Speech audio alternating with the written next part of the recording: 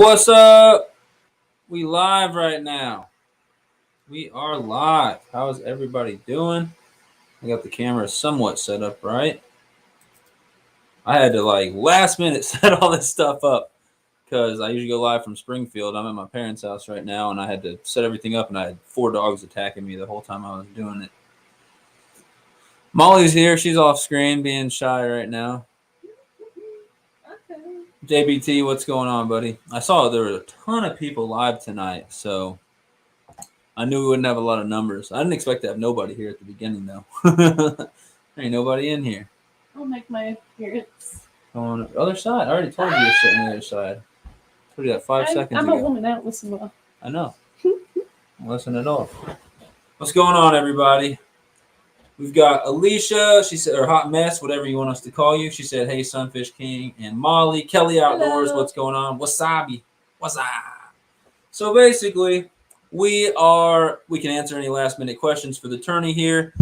There are still 4 slots open on Saturday. If anyone else wants to enter, let me know if you can see me and hear me. My mic's a little far away, but I'm trying to get it so that they can hear me and Molly both. So I talk so much. You know what I need to do? What? There's a reason I put it on my side. Job. You can't put it on your side. It'll be too close to the mic. Comes in, but he's like right now. You can call me Alicia. It's all good. Either is fine. Okay. We can call her Hot Mess or Alicia. Okay. Anyway, sounds and looks good. Everything's good. Yeah, the internet's a lot better here than it is in Springfield. But basically, tonight we can have people come up or stay in the chat. I don't care. We can talk some smack with all the people that are entered in this thing. If we want to do that, I think that would be kind of fun. If anyone has any last questions about the rules, prizes, anything like that at all, if we want to get any last minute prizes, donated, any new sponsors, anybody to join last minute for Saturday. Sunday's full, but if you're wanting to fish and you can only fish Sunday, I can get you on the list of if anyone drops out, you'll be the first person that I contact. And then something we're adding, and I'll say this as more people come in, but something that we've decided to add, this was Geo Outdoors' idea. He said we could give away some prizes to the people in the chat as well. I think he's going to throw in 2 crankbaits. So I'll throw in some of my stickers, magnets, keychains, and then I'll probably throw in some cast cray baits as well. So maybe every hour or something. I haven't decided how it's going to go. But every once in a while the live is going, while people are fishing in the tournament tomorrow and Sunday, we'll do random live stream giveaways for the people in the chat to give back to you guys as well. So that'll be a ton of fun. I would join the tourney, but I won't be able to go fishing. I get it, man. There's my dad. What's going on? Off the res. How's it going? So I got the notification on my phone that you commented something on my fish angler post, but I literally never had time to actually go click it. I just drove 40 minutes here from Molly's. I made fish tacos for dinner and haven't even had time to eat them. They're sitting in a Tupperware over there. Yeah, you can go grab some, bring some food over if you want. You hungry at all? No? Made these fish tacos, haven't even taken a bite yet. And we were going to put rice on them, but nobody felt like making rice, so we ain't got no rice. Alicia's saying hi to my dad. Hey, Dad. So I can share the Streamyard link if anyone wants to come up at all. But basically, we can talk about whatever you guys want pertaining to the tournament. I would talk smack, but I'm not in the thing, so. Tea or water? Something. Iced tea, I guess, in a glass. That'd be perfect. Thank you. Appreciate that. I hope she stays here for the whole tournament, man. She can just bring me food and stuff. There's the Streamyard link if anyone wants to come up. Could you send a pick in the bass fishing tournament for the people that can't easily do a live while fishing sometime? I did that last year, so that's always an option, but it's a lot easier for people to be dishonest in one of those than a live stream. So this year we're doing a live stream one. If I had more time and more resources to throw in prizes, I'd do a lot more tournaments. But this is the only for sure one this year. If I do another tournament this year, probably won't be bass. Probably going to be a multi-species tournament or a catfish tournament, something like that. Gio, what's up? He said, y'all ready for a butt whooping tomorrow? I just shared the StreamYard link if anyone wants to come up. Gio, I appreciate you fishing in this thing, sponsoring this thing, and sharing it out. That means a lot. Alicia, thank you for fishing in this thing. JBT, same for you as well. I appreciate you guys. Do it in the fall. I don't know, man. That's like I just said, this is the only tournament that I have for sure right now. If you knew what my schedule looked like, you probably wouldn't be expecting any more tournaments for the rest of the year. Like I said, you missed out on your opportunity for that last year.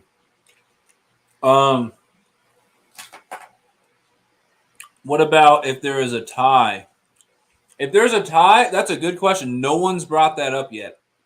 If there's a tie at the very end, then we will do a separate tiebreaker live stream when both those people can go live. We'll decide how many hours and when we're going to do it, and that'll decide who gets first place. So we will do a separate live stream in the near future for the tie. Now, if it's not first place that the people are tied, then I don't know. I don't know how to do that. We haven't thought that out yet. We can go by the biggest fish, but that's only if everyone has a scale. See, if two people tie for second and one of them has a scale and one doesn't, then we can't go by the biggest fish between the two. So I actually don't know what to do in case of a tie. We can talk about that. I'd like to go by whoever out of the two caught the biggest fish, but if people don't have scales, then we can't do it that way. But I will tell you right now, I don't know why I didn't think about that. If first place is a tie, then we'll have second. Well, I guess we'll just wait to decide who gets everything, because first place will be battled between on a separate live stream. We'll just do a 1v1 basically. Amanda, welcome in. Appreciate you coming in.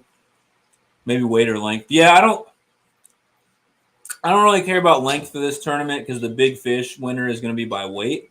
Ideally, everyone would have a scale. So everyone who's in here who's fishing, JBT, Alicia, Gio, do all you guys have a scale that you'll have with you or not? I got to figure that out, because if everyone has a scale, tiebreaker's not a problem. But for first, I mean, I really should have thought of this beforehand. What do you think? So if two people tie for first, okay? Mm-hmm. Do you think we should go by which one of them caught the biggest fish, or should I do a separate live stream when I can find time for both of them to do a one-on-one? I wouldn't. A one-on-one be too much. Too much trouble? I think so. What are the differences between first and second? Like prize-wise? That's a pretty big difference. I can go over prizes here in a little bit too, but what do you guys think? People who are entered. I totally didn't expect. To the crowd. Yeah, I didn't expect to not have all my stuff figured out and just be asking you guys. It's pretty unprofessional. I did not think of the case of a tie. I don't know why that didn't cross my mind. JBT will have a scale. So what do you guys think? Let's take a vote. So if we get a tie between first and second, between first place, between two people, should we just go by the biggest, whoever caught the biggest fish will end up winning? If it's a tie, do sudden death. Well, we can't, JBT, the tie could be between someone Saturday and someone Sunday, and the Saturday person might not be able to fish Sunday. That's why I can't do that. Maybe next fish for first place. Again, yeah, we can't do that because what's up? Can you dig it? Metal detecting, appreciate you. Yeah, because it might be somebody Saturday and somebody Sunday who are tied. That's why we can't do it that way. You guys, what up, Henry Harrington? Oh, I'm dumb. No. That crossed my mind for a second too. I was like, oh yeah, we'll just wait till the next person catches a fish. But what if people have to go? Let's just cross your fingers and hope there's no tie. No, I've got to figure out what will happen. I didn't even think about the case of a tie.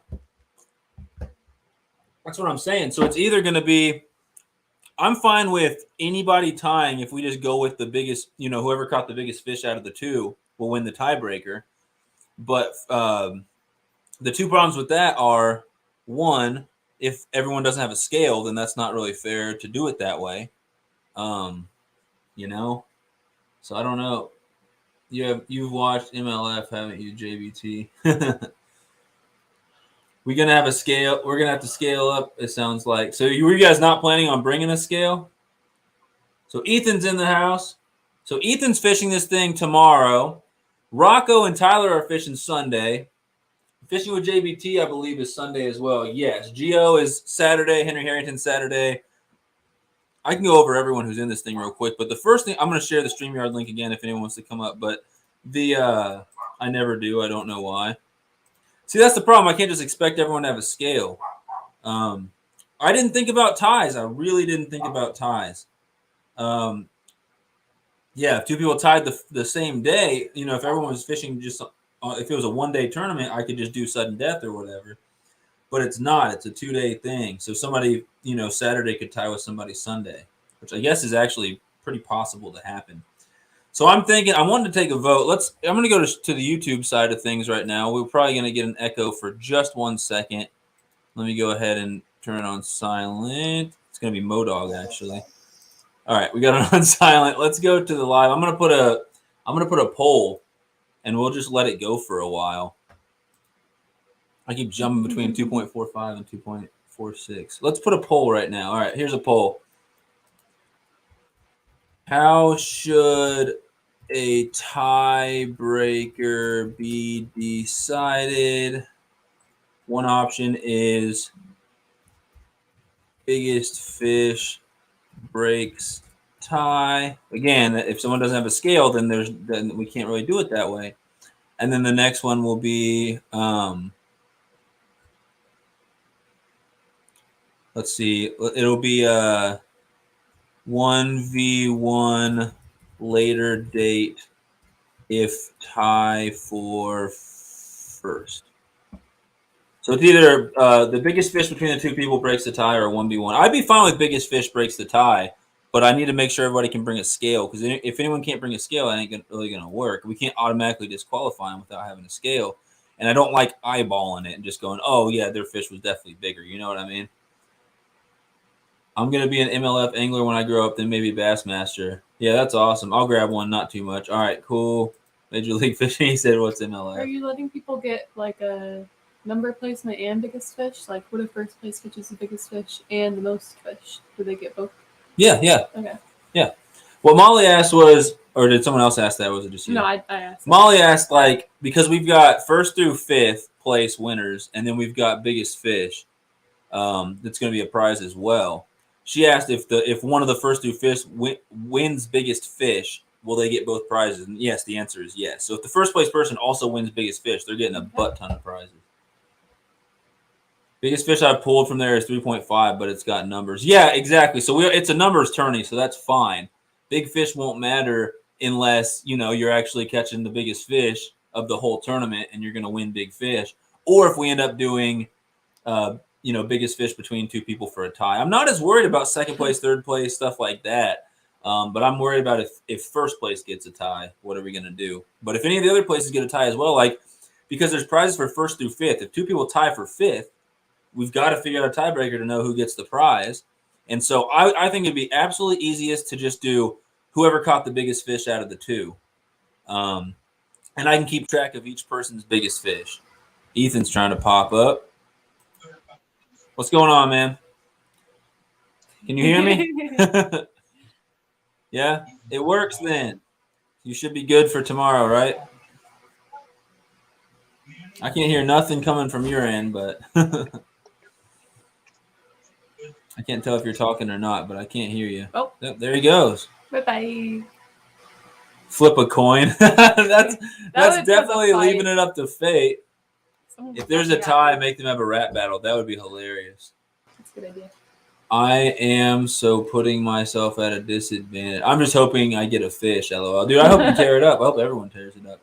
I don't like the biggest fish wins. With confidence. I don't like biggest fish wins in this scenario since this was more of a numbers tournament, but that's just me.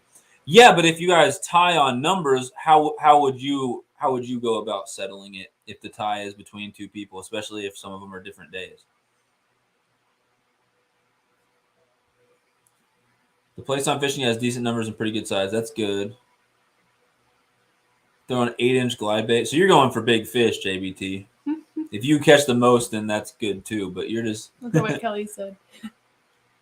That's crazy. First place prize should eventually be $1 million in a few years once you grow. I ain't never given $1 million. If I get $1 million, I'm retiring.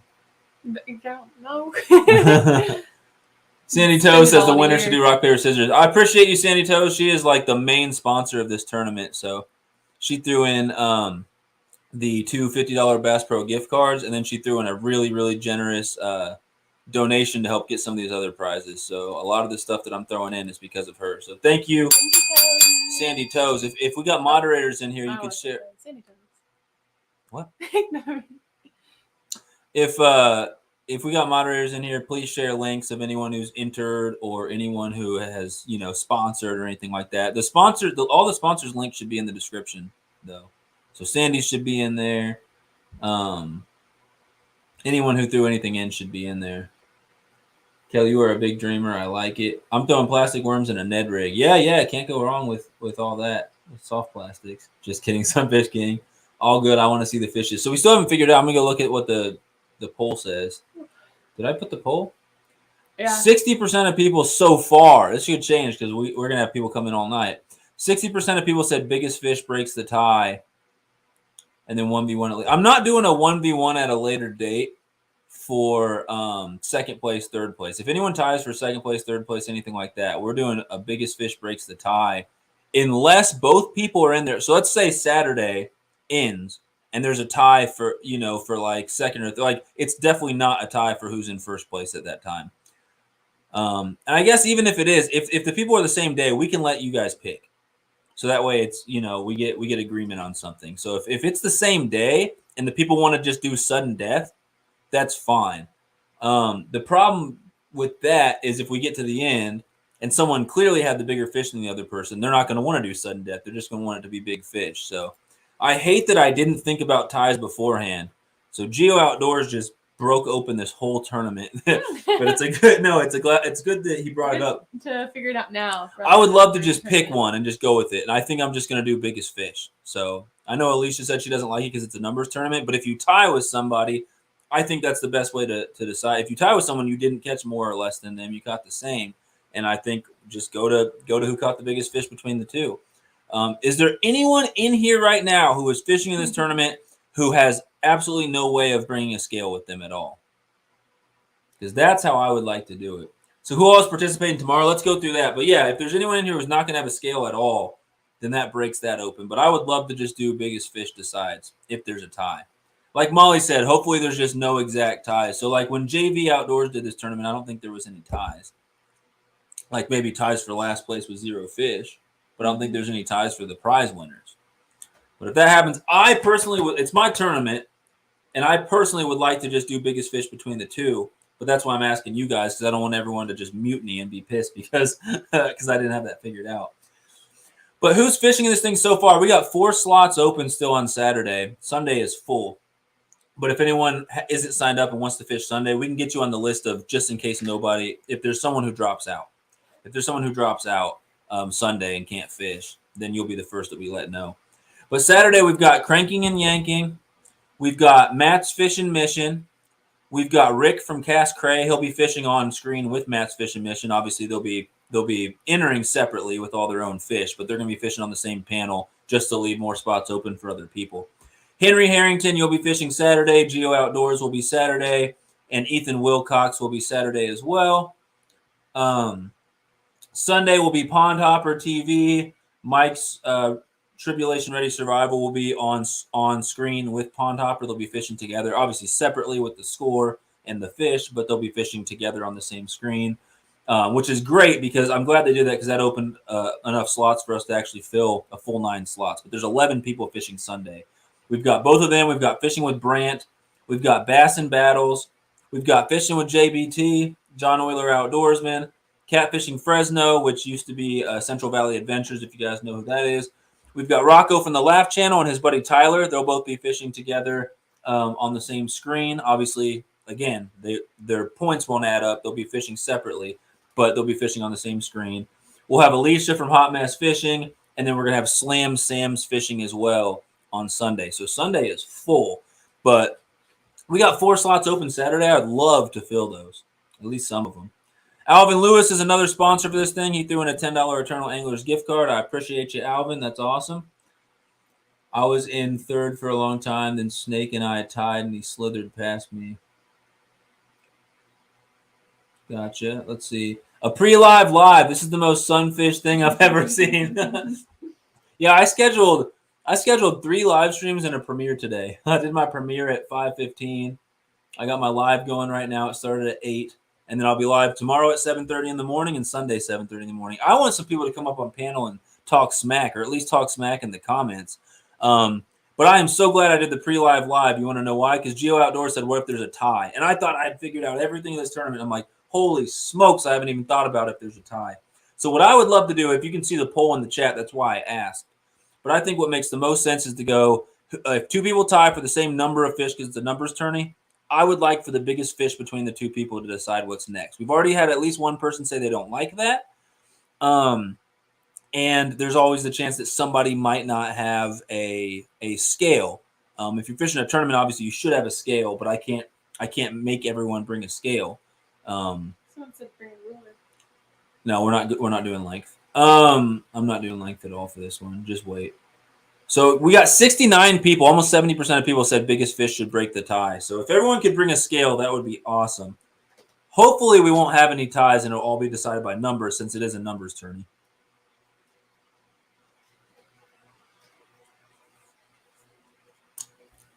I have a scale I've never used. Bringing it tomorrow. That's Henry Harrington. Yeah, Henry, bring some batteries, man. It's your tournament, your rules. Oh, I know that.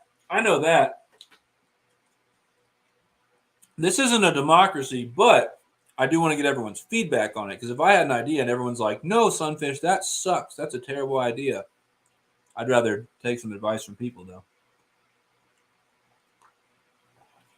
Kelly's got a high school bass fishing tournament coming up. Prize will be between $500 to $700. That's awesome. Hopefully you take home the money, buddy. Watch the tournament tomorrow and Sunday and get some tips on what bait tears them up. I think Laughs near Denver. Sunfishing, I like to fill one of those spots, but I don't have the transportation to get there since I'm only 13, no license yet. I get it, buddy. I get it. I appreciate it. Let's see. Well, then what were you going to do? You said you wanted to enter the tournament with and just send pics. Were you going to send old pictures? No, the way I did the tournament last year with pictures, people sending in pictures, they didn't have to go live, was I gave everyone a code the night before. And so they had to have a piece of paper with that code written in all the pictures. But the problem with that is people could literally have 10 of their friends go out and they could all fish. And they could all just, have the one person who was entered measure them in pictures. So there's no way to 100% make sure there's no cheating in people sending in pictures. Not saying that anyone did or would, but when you get prizes like this, a lot of it can encourage people to cheat and stuff. Fishing live, no one can cheat unless their scales messed up, which is why I'm doing a numbers tourney, because we have to watch all the fish actually caught, and there's no bait restriction, so it doesn't matter. I would fish tomorrow, but it's my wife's birthday, so she'll kill me if I did that. That's fine, man. That's fine. I'm happy that Sunday's full. I would love to fill the other 4 slots Saturday, but it is not. We've got 1, 2, 3, 4, 5, 6. We have 6 people fishing tomorrow. 6 people with me on panel is already going to be wild, so I'm totally fine with it. I would just like to have a completely full tournament, but there's no, you know what I mean? I just want to see more fish caught. That's the only reason why. I threw a wrench in the works. You did, Gio. I'll be okay with it. Yeah, we'll just do it by weight. Let's just do that. Unless the tides change, because we've got 69% of people just saying just go by weight. We've got Sam in the house. What's going on, buddy? What's going on? Are you fishing in the tournament? Who are you asking? I'm not fishing if you're asking me. I'm chilling right here. I already got to keep track of all the numbers. I'm going to make Molly keep me honest on that. She'll be here are you going to be here for the whole thing or just most of it? I'll be here. Probably for the whole thing. All right. Molly's going to be here for the whole thing, chilling. I was going to do some tournaments this fall, but they're expensive. That's why I'm doing a free tournament, man. Because you can have fun without spending money. The guys down south will be giving us Yankees a run for their money. That is why I did a numbers tournament, Gio. That's why I did a numbers tournament, because people like Smallwater Charters or anyone down in Florida like that, I'm not taking anything away from their abilities and their skills. Yes, they have the skills, they catch the fish, right? But in Florida, it is not super uncommon to catch a double-digit bass. It's not incredibly uncommon to catch a 9 or 10-pound bass. Up in Pennsylvania, you know how hard it is to catch a 9 or 10-pound bass? They're not in most waters. A lot of waters in Florida have monsters like that because Florida strain bass, they grow faster, they get bigger. And so I didn't want to exclude anyone from being able to fish.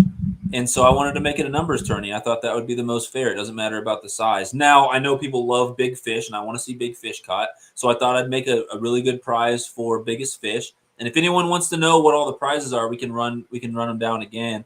I listed all the prizes earlier in my update video. They haven't changed a whole lot since then. I've made like 2 little changes since then, I think, and that's it. Gio, how many bait casters do you have? What up, Tina Ladybug? Not enough. The biggest I've seen here is about 6 pounds. You're out in Kansas, right? And JBT's PB is 8 pounds 3 ounces, and that was on cut bait, right? No, that was on a live sunfish. We averaged 3 to 6 pound bass. Yeah, and a 6 pound bass is still respectable. I wouldn't be surprised if a 5 pound bass it wins big fish for this tournament. Can we go over what species count? Yep, I can go over that in 3 seconds. Largemouth, smallmouth, spotted bass, or Kentucky bass. Same thing. That's it. My PB is 3 pound 15 ounces. I've got a YouTube short of it. That's awesome. That's what my PB fish that I've weighed. My PB bass, not fish. My PB bass that I've weighed is like 312. And I've definitely caught bigger, but I've never had a scale. Like when I first started fishing, I fished a lot of ponds and I didn't have a scale on me. And so I've caught bigger. I've got some pictures of fish that are easily way over that, but I just didn't have a scale. I didn't even think about weighing them back then. I just did it for fun. And then recently I went on a PB. Actually, this was last year, but I went on a PB hunt last summer down in Kansas. And I caught one that was definitely over 312. It was probably 4.5 pounds, something like that. Might have been 5 at the absolute most. And then both of us, when I caught it, I was like, yes, mission accomplished. And I checked my bag, no scale. And I'm like, let me use your scale. My buddy's like, oh, I didn't bring one. I'm like, why would I go on a PB hunt to catch a new personal best? And neither of us brought a scale. So I just got to say my PB that I've weighed is 312. So I'm not going to try to guess what any of the other ones were really. Besides, I know I've caught, bass around 5 pounds, maybe even a little bigger, but never weighed them. So 7 bait casters. I know I have 3 bait casters, but I ain't fishing in this thing. PB is a hair over 5.5. That's awesome. The PB where you're fishing, the biggest one you've caught where you're fishing is 3.5. That's pretty decent size though. Are crappie and bluegill widely caught across the United States? Yes, Sandy. Yes, Sandy. If I did a crappie and bluegill tournament, almost everyone in the United States could be eligible for that. I don't know anywhere that crappie aren't. I could be wrong. Bluegill are almost everywhere. I think some people way up north. That might be Canada. I know people in Canada will not have bluegills, but they'll have like pumpkin seeds and stuff. Because I think the pumpkin seed range goes up a little more north than the bluegill range. But I think just about the entire United States has bluegills, unless I'm wrong. I definitely would not have won the tournament when I went fishing tonight. What up, Snake Boy? Welcome in. I'm glad you're fishing again, man. 8 pound 3 ounce was on a live green sunfish. Yeah, that's right. 10-inch live carp. You fished with a 10-inch live carp? I would never even think to do that. That's absolutely insane. 7 pound 5 was on a big Kitech swim bait. Yeah, Kitech swim baits are awesome. SoFlo Outdoors, what's up, buddy? If it wasn't so dang hot in here, I'd be wearing your shirt right now. I love that thing. Molly's falling asleep already. Hey, Molly. Wake up! I can't let you ring it because then it'll be right in the people's ears where my mic is over there. They will. They heard you crunching on your chips while we were fishing together. She wants to ring the bell. That was lame. No, if you're gonna ring it, ring listen it. To it echo. If you're gonna ring it, ring it. No, it's gentle. You hear it chime? Lord have mercy. Nice. You know we have to do one then, Sunfish King. Oh, you mean like a tournament for panfish? Yeah, we can do a tournament for panfish like crappie and sunfish. I'd probably do it the same way. I'd probably do a numbers tourney, and I would probably do a prize for big fish as well. That would be a lot more action. It would be almost impossible for me to keep track because let's say I had, 8-9 people on panel, especially going for crappie or a place with a ton of bluegills or even green sunfish. People would be like, got one. I'd have to have someone on I'd have to have a co-host on with me, help me keep track of numbers. Let's see. I bet Molly's tired of hearing that bell. No, she's the one ringing the dang bell now. When will you do that? Oh, drop the link. Let's see. I'll drop the link if anyone wants to come up and talk smack. If anyone has any questions about prizes, rules, anything. At this point, it looks like I'm just gonna say we're gonna do biggest fish is gonna be the tiebreaker, no matter what it is, no matter what place it is, because even if people are on the same day, like I started mentioning earlier, I'm not gonna get them to agree if one of them definitely had the bigger fish. I didn't think about that before. If I'm like, do you guys want to do biggest fish or keep fishing? The person who has the smaller fish is gonna say keep fishing. The person with the bigger fish is gonna say biggest fish. So I'm just gonna say right now, bring your scale. If there's a tie, you're gonna need your scale. When you catch a fish that you think might be your biggest, just take a weight. You can take a weight on every one if you want. But I will not only keep track of everybody's catches. I'm pasting the link right now. It didn't work. Hold on. There's your StreamYard link. The biggest fish seems best. That's what I'm thinking, Alaska. It's a tournament, so you would think everyone's got a scale, if they're entering a bass tournament. So if someone doesn't have a scale and there's a tie, we'll have to figure that out. I don't know what to do. But I would just say everyone bring a scale. Gio, I'll be leaving soon. I have an hour drive to the lake in the morning and get on the spot and set up. Well, I appreciate you being here, Gio. If you want to talk any smack on anybody, go ahead now. We got JBT about to pop up here. And good luck tomorrow, man, when you do finally head out. Get some good sleep, and I'll see you in the morning. I can't even talk right now. What's up, dude? Hey, what's up, man? Where you at right now? I'm at my house outside. Okay, I thought you might be at the lake or something.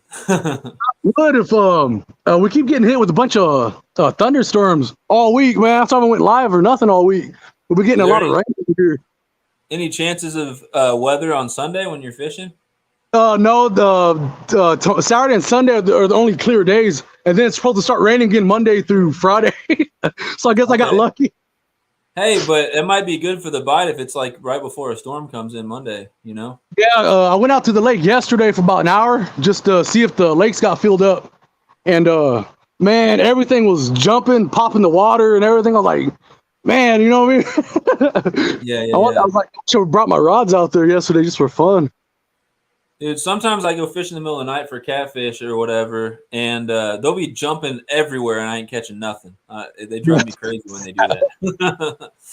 I had to dig out all my bass stuff, man, because I haven't fished for bass since, I think it was, February 2021, I think? That was the last time I fished. Man. Yeah. Dang, I can still see you doing really good, though, man. You're pretty good. I'm going to start off at...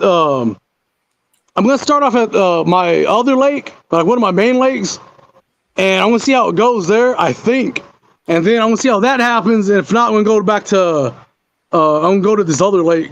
Yeah, but that's I guess totally it just fine. depends on how it is. When I fish tournaments, I change spots like 4 different times, so I got no problem with people dropping out, changing spots, coming back, whatever. But the second lake I go to is gonna be really packed because that's like a real family lake. So, and it being Sunday, like Labor Day weekend. I don't know about that one, but I guess I'll go there if I have to, right. But I got better chance at landing a bigger bass at the first lake I'm going to. I'm gonna try to land a big bass first. You know what I mean? I want to see a monster. I know I can land if I do good, I know, you know what I mean? I know I can get a good one, but you know how those days are, man. I go out there thinking, and I won't be able to, and I won't catch nothing all day or something, you just never know. Yep, especially if you are going for big bass. Sometimes you either get a monster or you get nothing, throwing big baits and stuff like that. Yeah, well, I think, go ahead.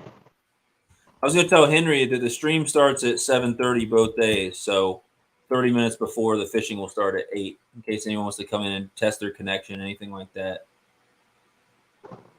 But yeah, I don't and I think I'm gonna stay on the bank. I was gonna take my boat, but I don't like being crowded. You know what I mean? Because I don't know, like I said, I don't know how packed that lake's gonna be since it's gonna be Labor Day weekend. So I'm thinking about just staying on the bank. So. Yeah, what's crazy is I meant to do this tournament last weekend. That's what I originally set it up for. But then I went on vacation and I went too long without putting out any updates or notifications. And I was like, man, that's too short of notice. And I made it this weekend. I didn't even think that it was Labor Day weekend when I first made it. And so I've had 3 people drop out because it's Labor Day weekend. Like Smallwater was going to be in it. Both of them were. John and Lindia. They both dropped out. And then Mike Costello Outdoors had to drop out too because he's got family coming over or something. So I was like, dang, I picked a bad weekend. But Yeah, if this was a catfish tournament or anything else, I wouldn't even done it, man. But you said bass, I'm like, hold up, man. I've been wanting to fish for bass for a long time, But everyone on my channel, man, they're like, everything's catfishing. So I'm like, hey, now's my, now I can go out there and actually try for some bass. Yeah, right. Gio said all the bass will be in my boat and the first place trophy. We got Alicia trying to come up here too. What up, gonna be fun. Hey. Hey, what's up, Alicia? So, hey, I'm audio only because I've been sick all week, and yeah, so I won't care what I'm fishing, what I look like, but while I'm just sitting at the house, I'm like, no. Yeah, hopefully you're feeling good by Sunday. Yeah, Hopefully. yeah, I've been getting a little bit better every day, so. Molly's gonna be rooting for you because you're the only female angler. That's what she said. Well, I think she would root for me anyway, but no, I'm just kidding. I got to represent the girls. Exactly. Yeah, you got one cheerleader already here, so Yeah. I can't pick favorites since I'm hosting the whole tournament, but we'll just see. I just want to see a bunch of fish caught. If everyone had a great day and caught a ton of fish, I'd be happy. Yeah, me too. It always makes it nicer if everybody's catching. Right. Yep. And then John Euler, I don't know how he's going to do. I saw him in JV's tourney and he did okay. But man, last time I fished against him, he smoked me. But that was sunfish and panfish and stuff. He smoked me last time. He got like 300 and something fish, and I caught. Like He's fishing this one. Yeah, he's fishing Sunday when you are. Sunday, I thought so. Okay. I haven't talked to him in a couple days. I asked him if he was ready for the tournament in that Friday night live thing he was doing, Friday Night Bites, whatever it's called, and they never saw my comment. So, but I'm assuming he's in it. Like I said, all the people Sunday, we've got Pond Hopper TV, Mike's Tribulation Ready Survival, Fishing with Brant, Bass and Battles. We got JBT, John Euler, Catfishing Fresno, which used to be CVA. We've got the Laugh Channel, Fishing with his buddy Tyler, yourself, and then Slam Sam's Fishing, which I think is a younger kid, and he just signed up last night. So Sunday's full. We got 11 people fishing. Yeah, I barely even knew that was CVA just like an hour ago, man. I didn't change his name. Right. Yeah, he changed his name like a week or two ago. So. Yeah, that's why I kept my picture the same when I changed my name, because like even still some people don't pay any attention and they're like, who are you? You know what I mean? And like, or they'll see other people say hi to me by my name and they'll be like, Alicia, is that you? And I'm like, that's why I left my picture the same. Yeah, there were some other name ideas you had talked about with me at one point. And oh yeah. Yep. So there are some other things. The other one is the name of my boat though. The Flat Bottom Girl. Mm-hmm. Because I got a flat bottom boat, yeah.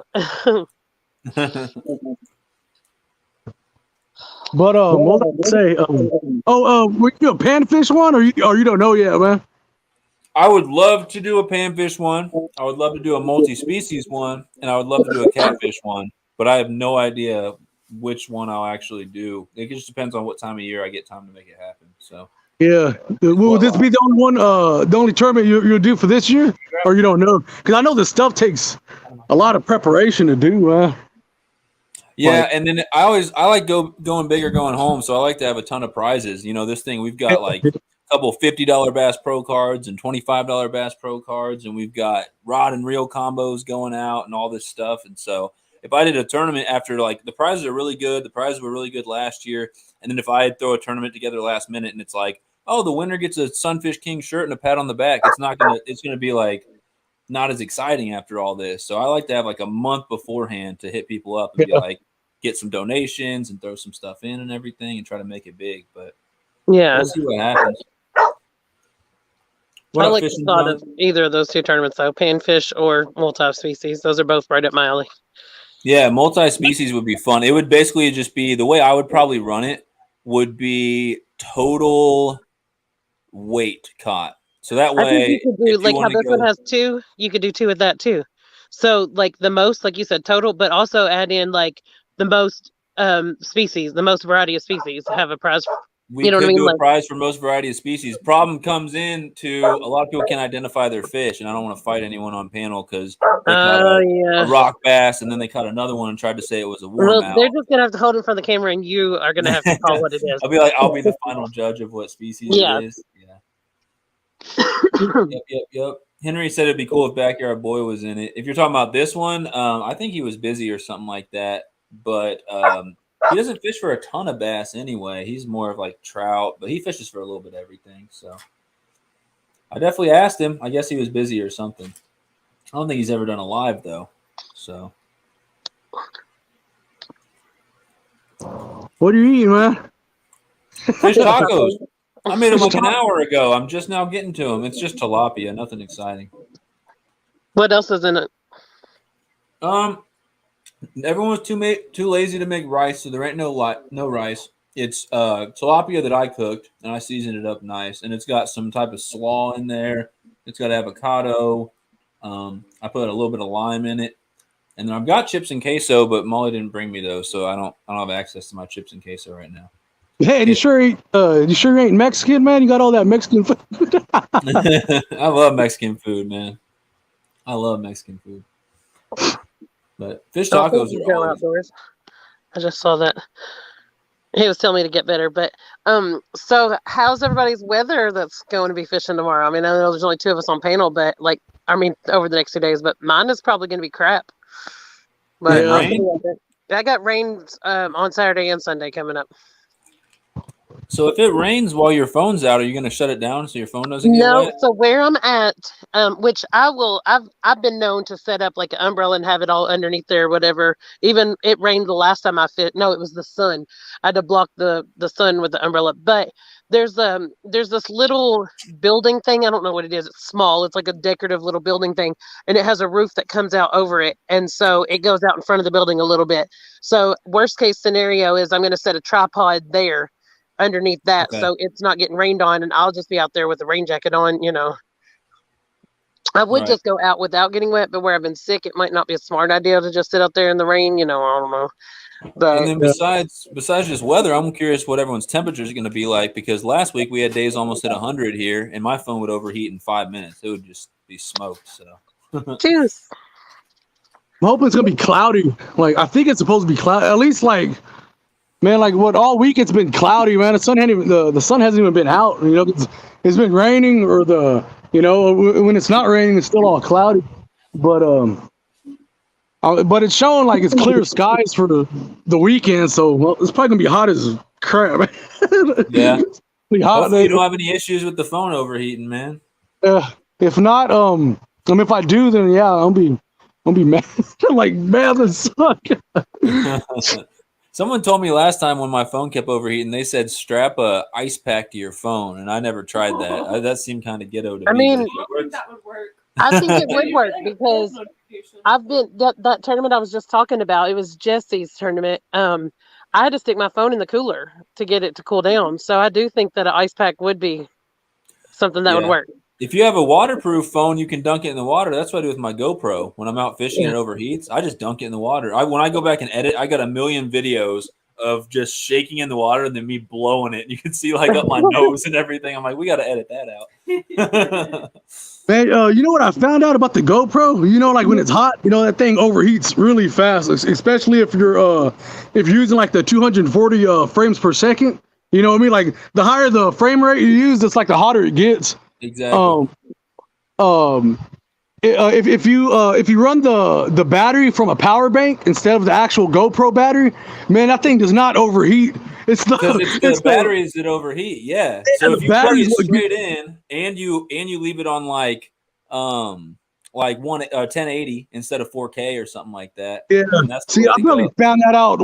I think like in May. I think I'm like, man, I never knew that. Yeah, because some of those days, man, it gets hot and you can't even keep it running for 5 minutes without the batteries overheating. Yeah, I probably found that crap out in May. I was like, man, it could have helped me during whenever I used to fish for bass.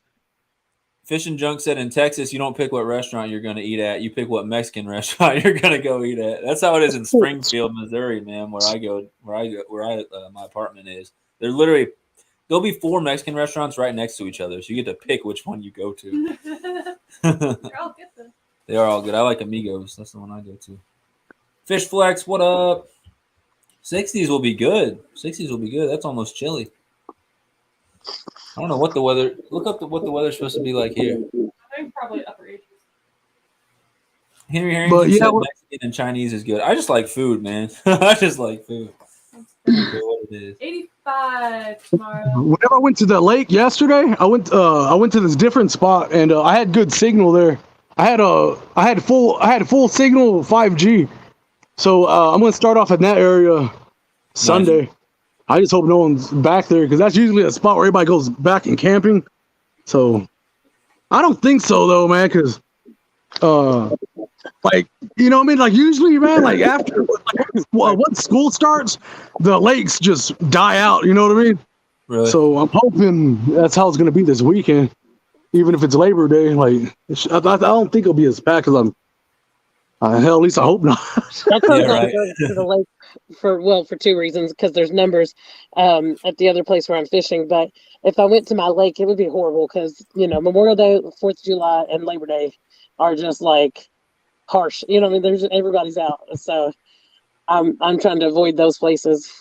I'm telling you, when I made it for this weekend, I did not think in mind that I was like, oh crap, this is Labor Day weekend. I didn't think that at all. I really didn't even realize that till like a week after I scheduled it. So I was like, dang. Yeah, it'll be good though, man. You know, man, it's fine. At least you'll get like people who, you know what I mean, who like really want to fish. You know, right? You know what I'm saying? Like it won't be just like whatever. You know, if they're actually going out there on Labor Day, you know, that means they actually want to do it. You know what I mean? Right. Matt's fishing mission. What up? Matt and Rick are watching. They're both fishing tomorrow. Hopefully you guys tear it up like you did in your last video, man. I looked at my weather.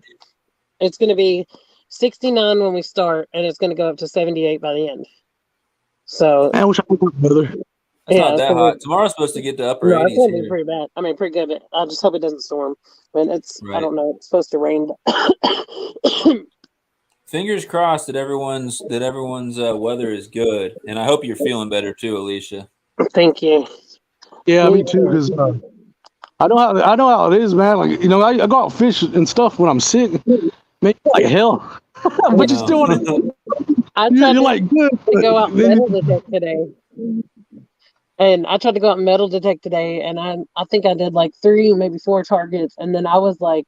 Week, like I wasn't even sure if I was gonna be able to stand up afterwards. So hopefully by Sunday, I know I'll push myself. I'll be fishing regardless. Will you be sitting down if you're fishing, or are you gonna be walking around on the bank? Probably both.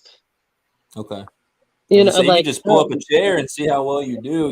Just sitting there. Yeah. But the worst part about where I go is it's a huge hill. You got to walk down the hill to get to the spot.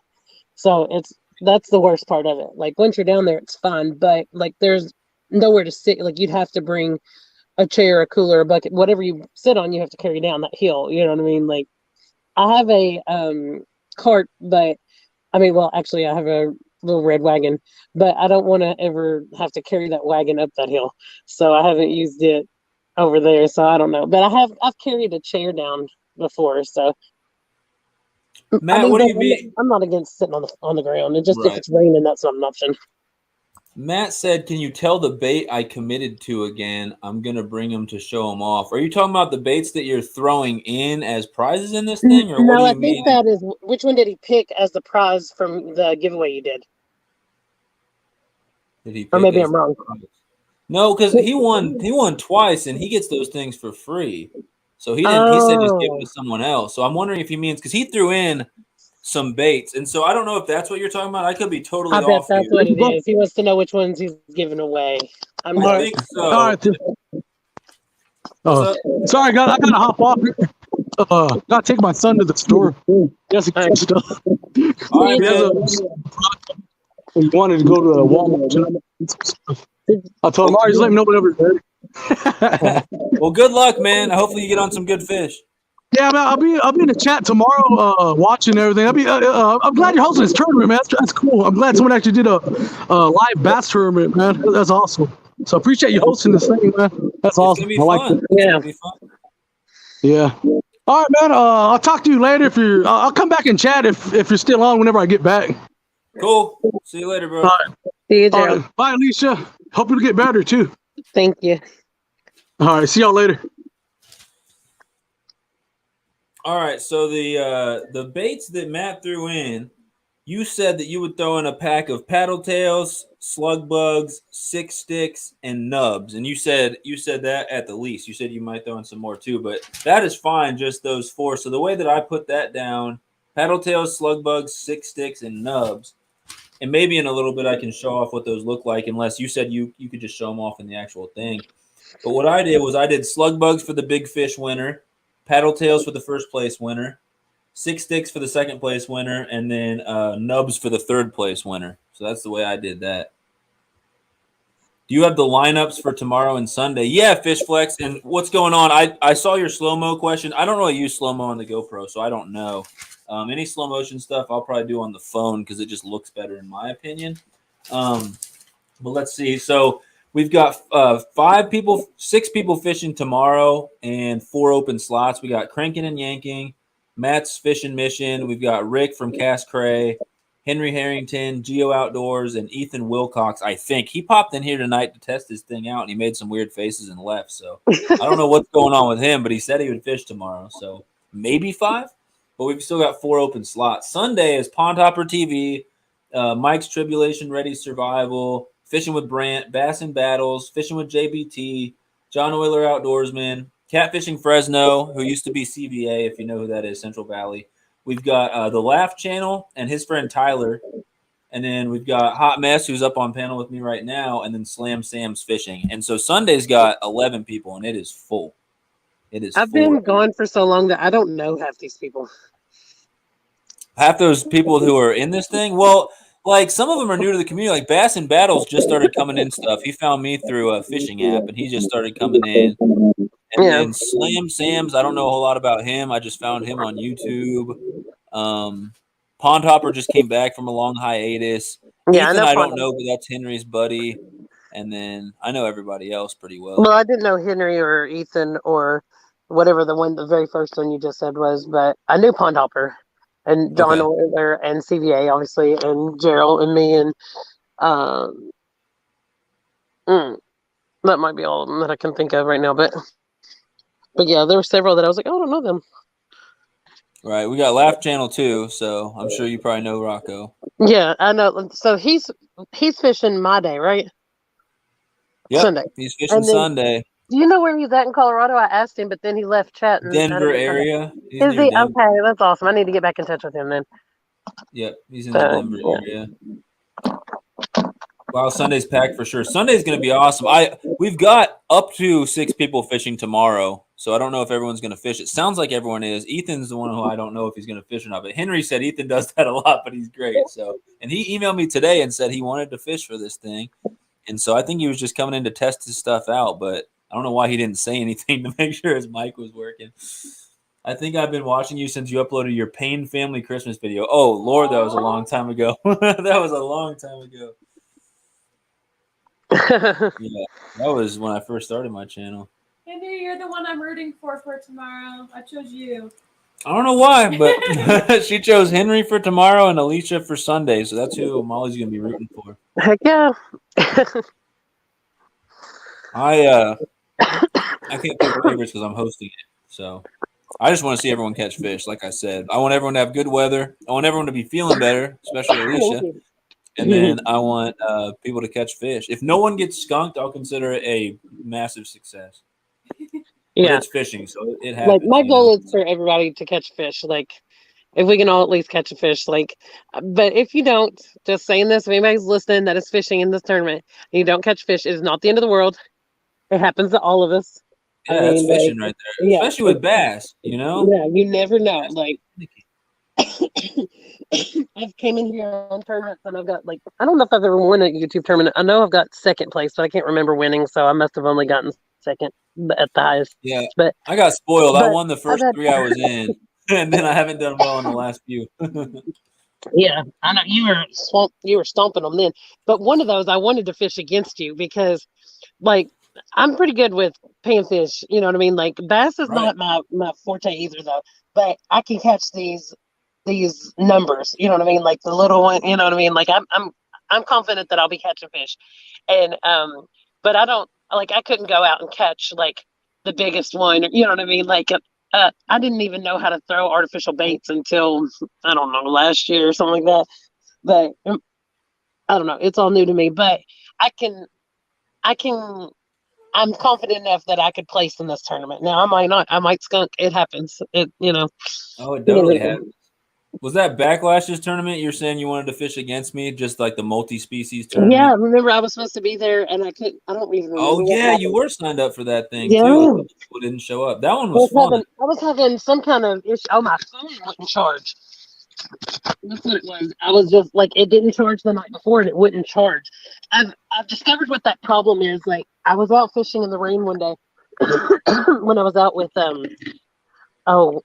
fishing chick, and I think I run my phone charger. Like, I have to put my phone charger in. It's a C charger, so you're supposed to be able to put it in either direction, but I have to technically put it in what is upside down in order to make it charge.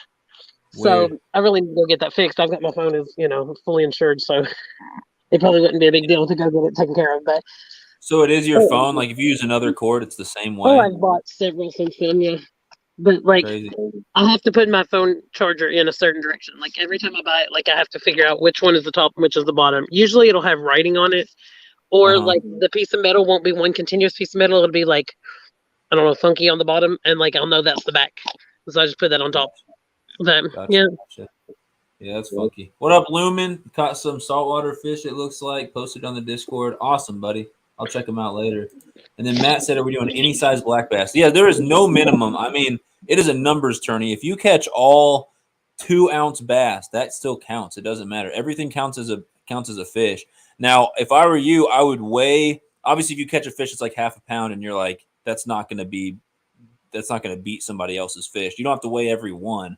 But if I were you, I'd bring a scale and I'd weigh anything decent you catch, because I will write down everybody's biggest fish. And then whoever catches the biggest gets their own prize package. And if we do end up having any ties, I think we're just going to have to go who caught the biggest fish out of the two. Like if two people both catch 10 fish, for example, and they're like tied for third, I'm going to have to figure out which one out of the two caught the biggest. So hopefully everyone has a scale and can just weigh any decent fish they catch. I mean, I'm just going to tell you all, I'm going to weigh every fish I catch because I want to get better at eyeballing, like I'm okay with like catfish, what I mean? Like stuff like that. But still, I want to get better with eyeballing a bass to be able to say like, oh, it's about this much, and I'm not there. So I will be weighing every little bitty fish that I catch. Like you don't have to keep me on full screen to do it or anything like that. But I'll be doing it. If you catch a good one, I will. Yeah. Or if no one else is catching something, I can put you on full screen. Yeah. But that last tournament where I fished the same location, I was the queen of 0.25. Like almost every bass weighed 0.25. Yeah. It'd also be cool just to see what your 5 bag is. Your biggest 5 bass. Oh, yeah. Like, that'd be cool if you end up getting like a 10, 12 pound biggest 5. That's actually pretty good for a numbers tournament. Yeah. Matt said he wants to come up and show off some baits. Matt, sorry, Alicia. What did you say? I said, I know there's some bigger ones in there. There's just not as many. There's just several that are smaller. But I really fish it more in the spring and then I have in this later summer, fall. I mean, I know they're still biting. Like I don't have no issue with that. But they could be a little bit bigger. There could be a little bit more size to them. Since I haven't been there fishing for them since, June. Is it a lake or a pond where you're fishing? It's public, but it's a pond. Okay. There's Matt. He's going to show off some baits for you guys, some Cass Cray baits that he's throwing in for this thing. What's up, guys? What's going on? What up, dude? Nice shirt. We got Rick back here, too. What's going on? What's up, man? All right, so first off, we got the nubs. These are your classic Ned rig. These are nub baits. And we've got these. We've got a billion colors. I just pulled the first one I saw. This is the Fire Crawl. This is a half and half of fusion bait. So it's like half black and half red. We got these slug bugs. These are in the Bubblicious, but again, we've got 30 plus colors in the slug bugs. Let me take these out because these are better shown off in full. So it's like a bug style bait with two big old kicking crawl legs, kind of. A ton of legs on there too, man. That'll have some good action for sure. Yeah. And then next I got the paddle tails. Now, Cass Cray's got paddle tails in 2-inch, 3-inch, 3.8, and 5. I pulled off the 3.8s because I love those for like smallie and bass fishing. This is the color gold bling, and you can see how the bling line is like copper bling, gold bling, red bling, silver bling, and they are extra glittery. Yeah, And I so can tell. they work in stained water. They work super well. Everything. This is the color we used when me and Rick, what was it, 4 weeks ago? Yeah, 4 weeks. We caught 82 smallmouth in 4 hours. 82. My goodness, that is just sick. So man. beware, because we're going back to the same spot. We are. Oh man, We are. We caught 90 fish that day in total, and 82 of them were smallmouth. Yep. that's crazy. And then finally we got the 6 sticks, which is your classic stick bait. And I pulled these out in Purple Party. So you got your 6 sticks. So it's got a nice line down the bait for your hook slot. And I know you probably can't see it close up here, but the Cast Gray emblem is embedded into the bait. And then Rick decided, you know what? Let's go ahead and sweeten the pot for some of the winners. Let's sweeten it up a little bit. So Rick, show them what you got. All right, we got our topwater frogs. This is a color we call death metal. It's like a reddish style. Dude, I'm about to enter this thing just to win that. I'm going to throw in a green hollow crawl square bill as well. Let me write this down. I'll figure out what place I want to put all those prizes for or whatever, but cool. So yeah, we got the square billy crankbait and the topwater frog in there as well. nice. I appreciate that. Yeah, we'll get that added to the prizes for sure. That's awesome. Kieran, do you mind if I give a quick shameless plug? Go ahead, man. All right. Cast Gray, Rick was kind enough to brand me my own Pro Fisherman box. And so I've got the Matt's Fishing Mission Pro box made by Cast Gray with all Cast Gray baits. It's all my favorite stuff. And if it's $45.99, and if anyone buys it, it comes with a signed baseball card of me holding the fish. So it's got the Cast Gray on the back and then me holding the fish. And then mine is much like what I was giving away. So it's got paddle tails, hellgrammites, slug bugs, grubs, the green hollow crawl crankbait, and then some terminal tackle. You get some jigs, some EWGs, and then some tungsten weights. And those are the baits that you like, right? Like that's like it's like my go-to for like smallie creek fishing, which is like creek wading and creek walking and stuff like that. So thanks I bet you'll get some orders after you tear it up on tomorrow. I bet you get some orders. I know. I'm definitely bringing some of that stuff. Then, yeah, we're going to be fishing tomorrow with the brand new Cast Gray combos. We got the reels and the rods out now. So rods just launched tonight, and the combos just launched tonight with all the new product we launched. Now we got Cast Gray rods and reels. So the combos are live and direct. I'll be picking one of them up soon. Hey, we got crappie rods too for sunfish, dude. That's what I want. One piece. How long's the rod, Rick? That's a 6-footer.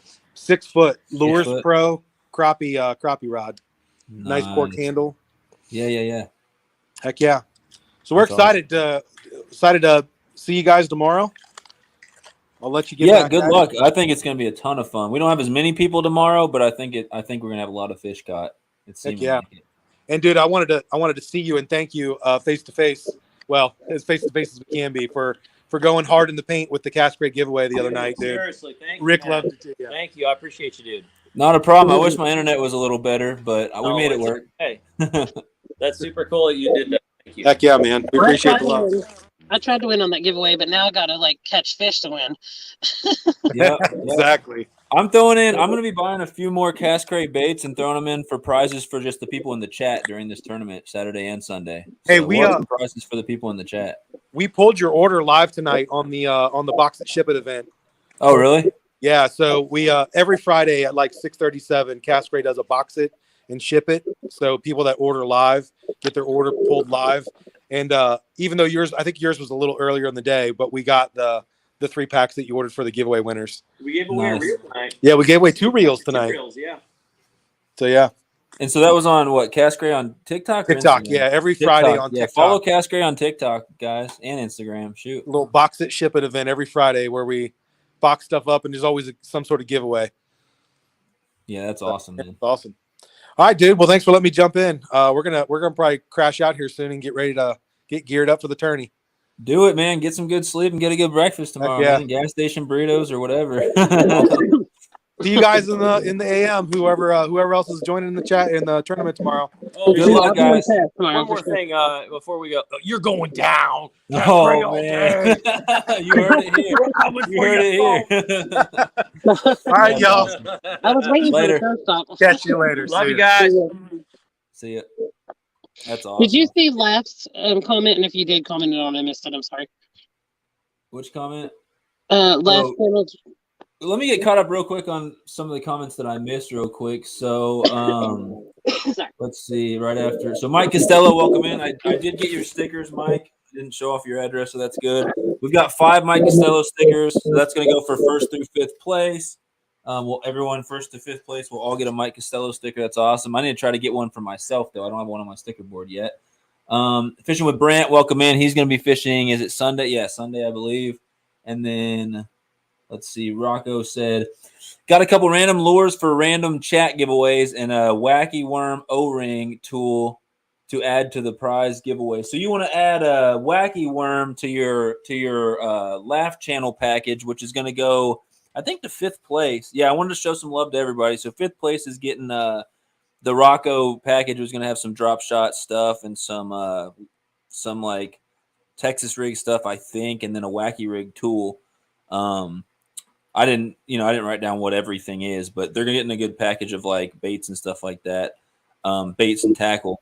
And so you're going to throw in the O-ring rig there. And then you can just let me know, either while you're fishing on Sunday. It is Sunday you're fishing, right? I got to get the list here.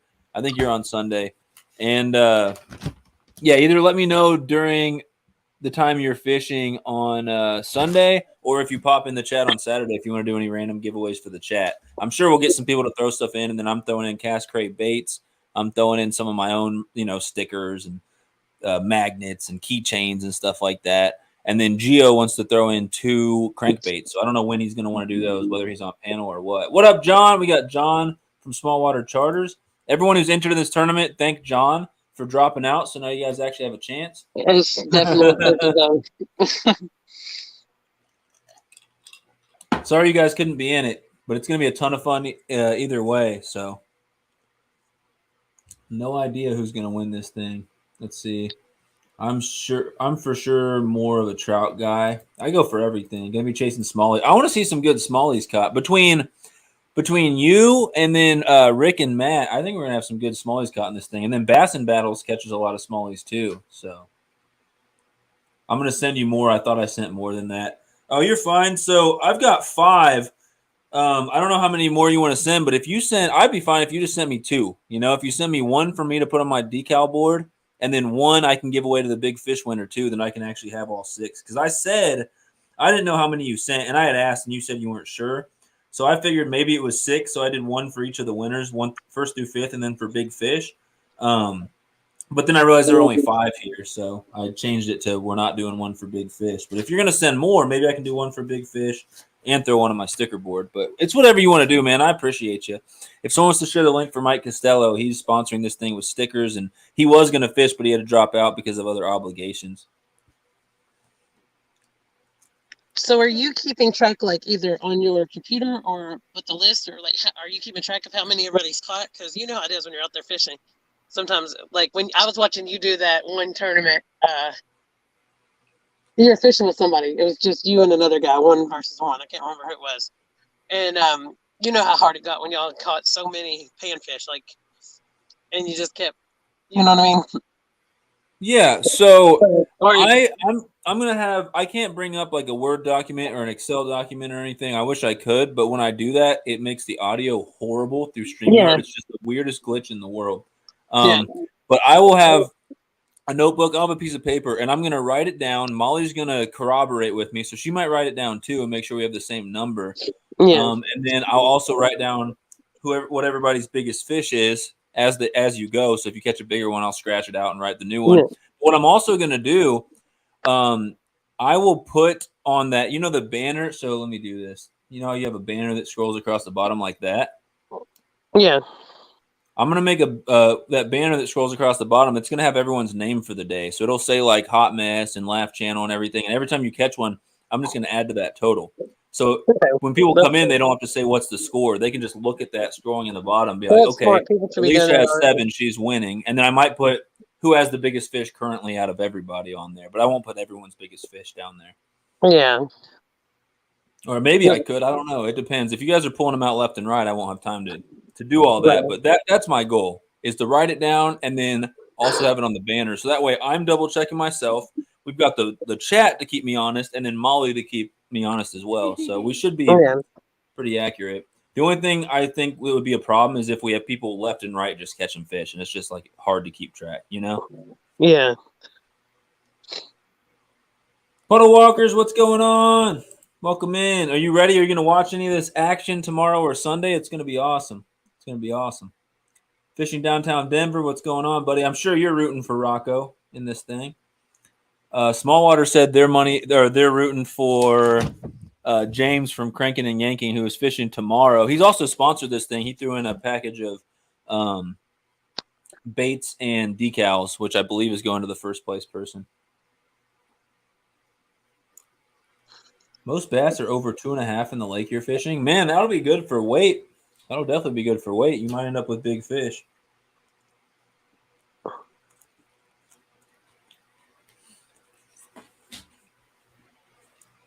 Heck yeah. So, yeah, you're going for Rocco. I figured, man. That's your bro.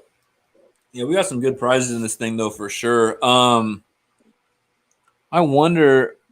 I was going to try to show off the rod and reel combos that are up for grabs. Let me see if I can find them, because it might take a little bit. I've got them in my phone, but not on the computer.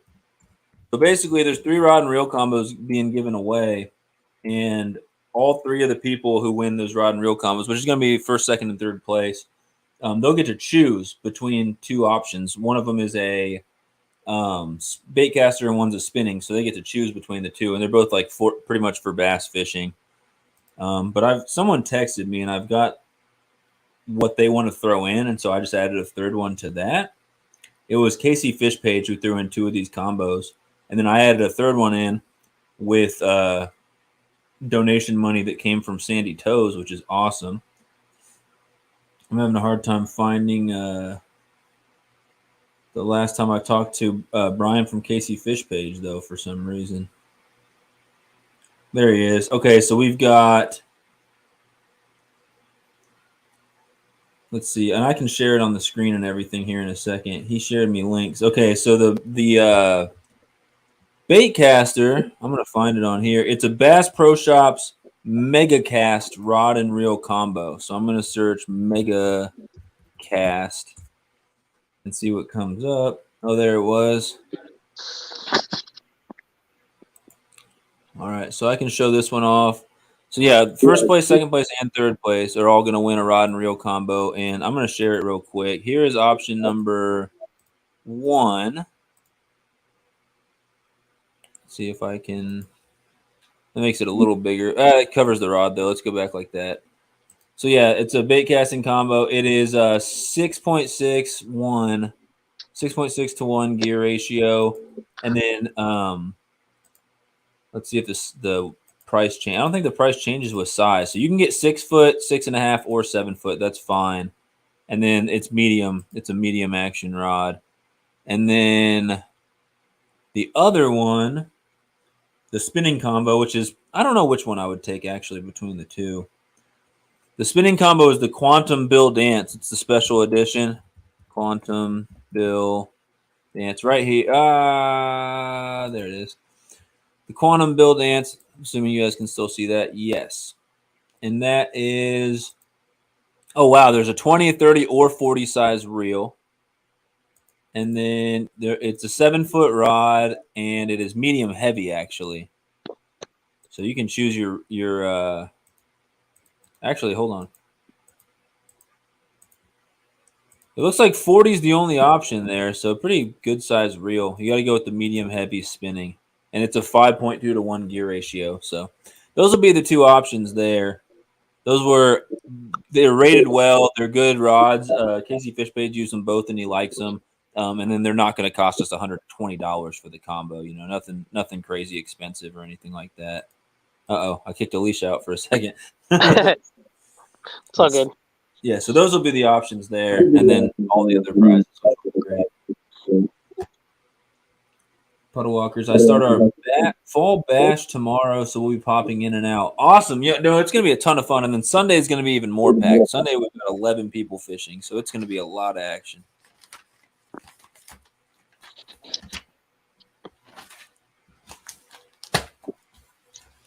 Let's see.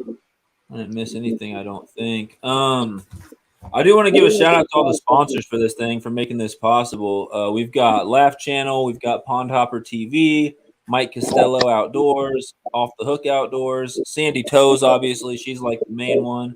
She's doing a ton of stuff, but a lot of other people doing awesome stuff as well. Snake River Catfish Lair, Hobbs Outdoors, Native Wildman, Casey Fish Page, MB Heritage Farms, Nightbreed Fishing, Matt's Fishing Mission, Cast Cray Outdoors, Eternal Anglers, Fish Lair Freshwater, Big Tinies, Geo Outdoors, Brokeback Bob, Some Old Man Outdoors, Cranking and Yanking, and Alvin Lewis. So those are all of our sponsors.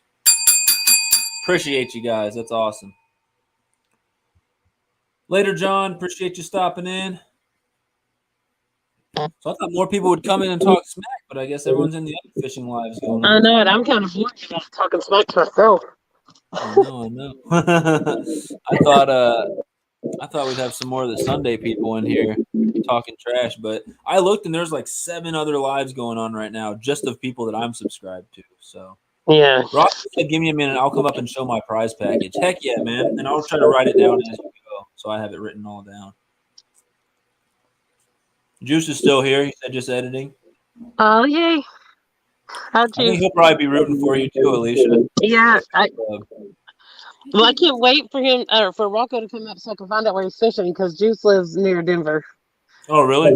Yeah, so that's why I was like wanting to figure out where he was fishing at and plus I was just in Denver. I don't even know. I can't keep track of time. I'm the worst. Like a couple weeks ago, something like that. Nice. But yeah. But I didn't get to fish while I was out there. It was a very quick trip, so I didn't get to do a whole lot. But I almost want you to warm me up some queso and chips, but you don't have to. You want me to warm me up queso and chips? Yeah, that's what I just said. It's so sweet of you. I'll play your game while you're gone. No, I'm joking. She's playing Zelda on the Switch. She's addicted. It's fun. Yeah, I want to see what Rocco's package is. While we're waiting for him, though, I'll show you guys the Pond Hopper package. This is going for 4th place right here, and he sweetened the deal. So he told me it would be like, I don't know, I think 7 packs of soft plastics and some rod bells.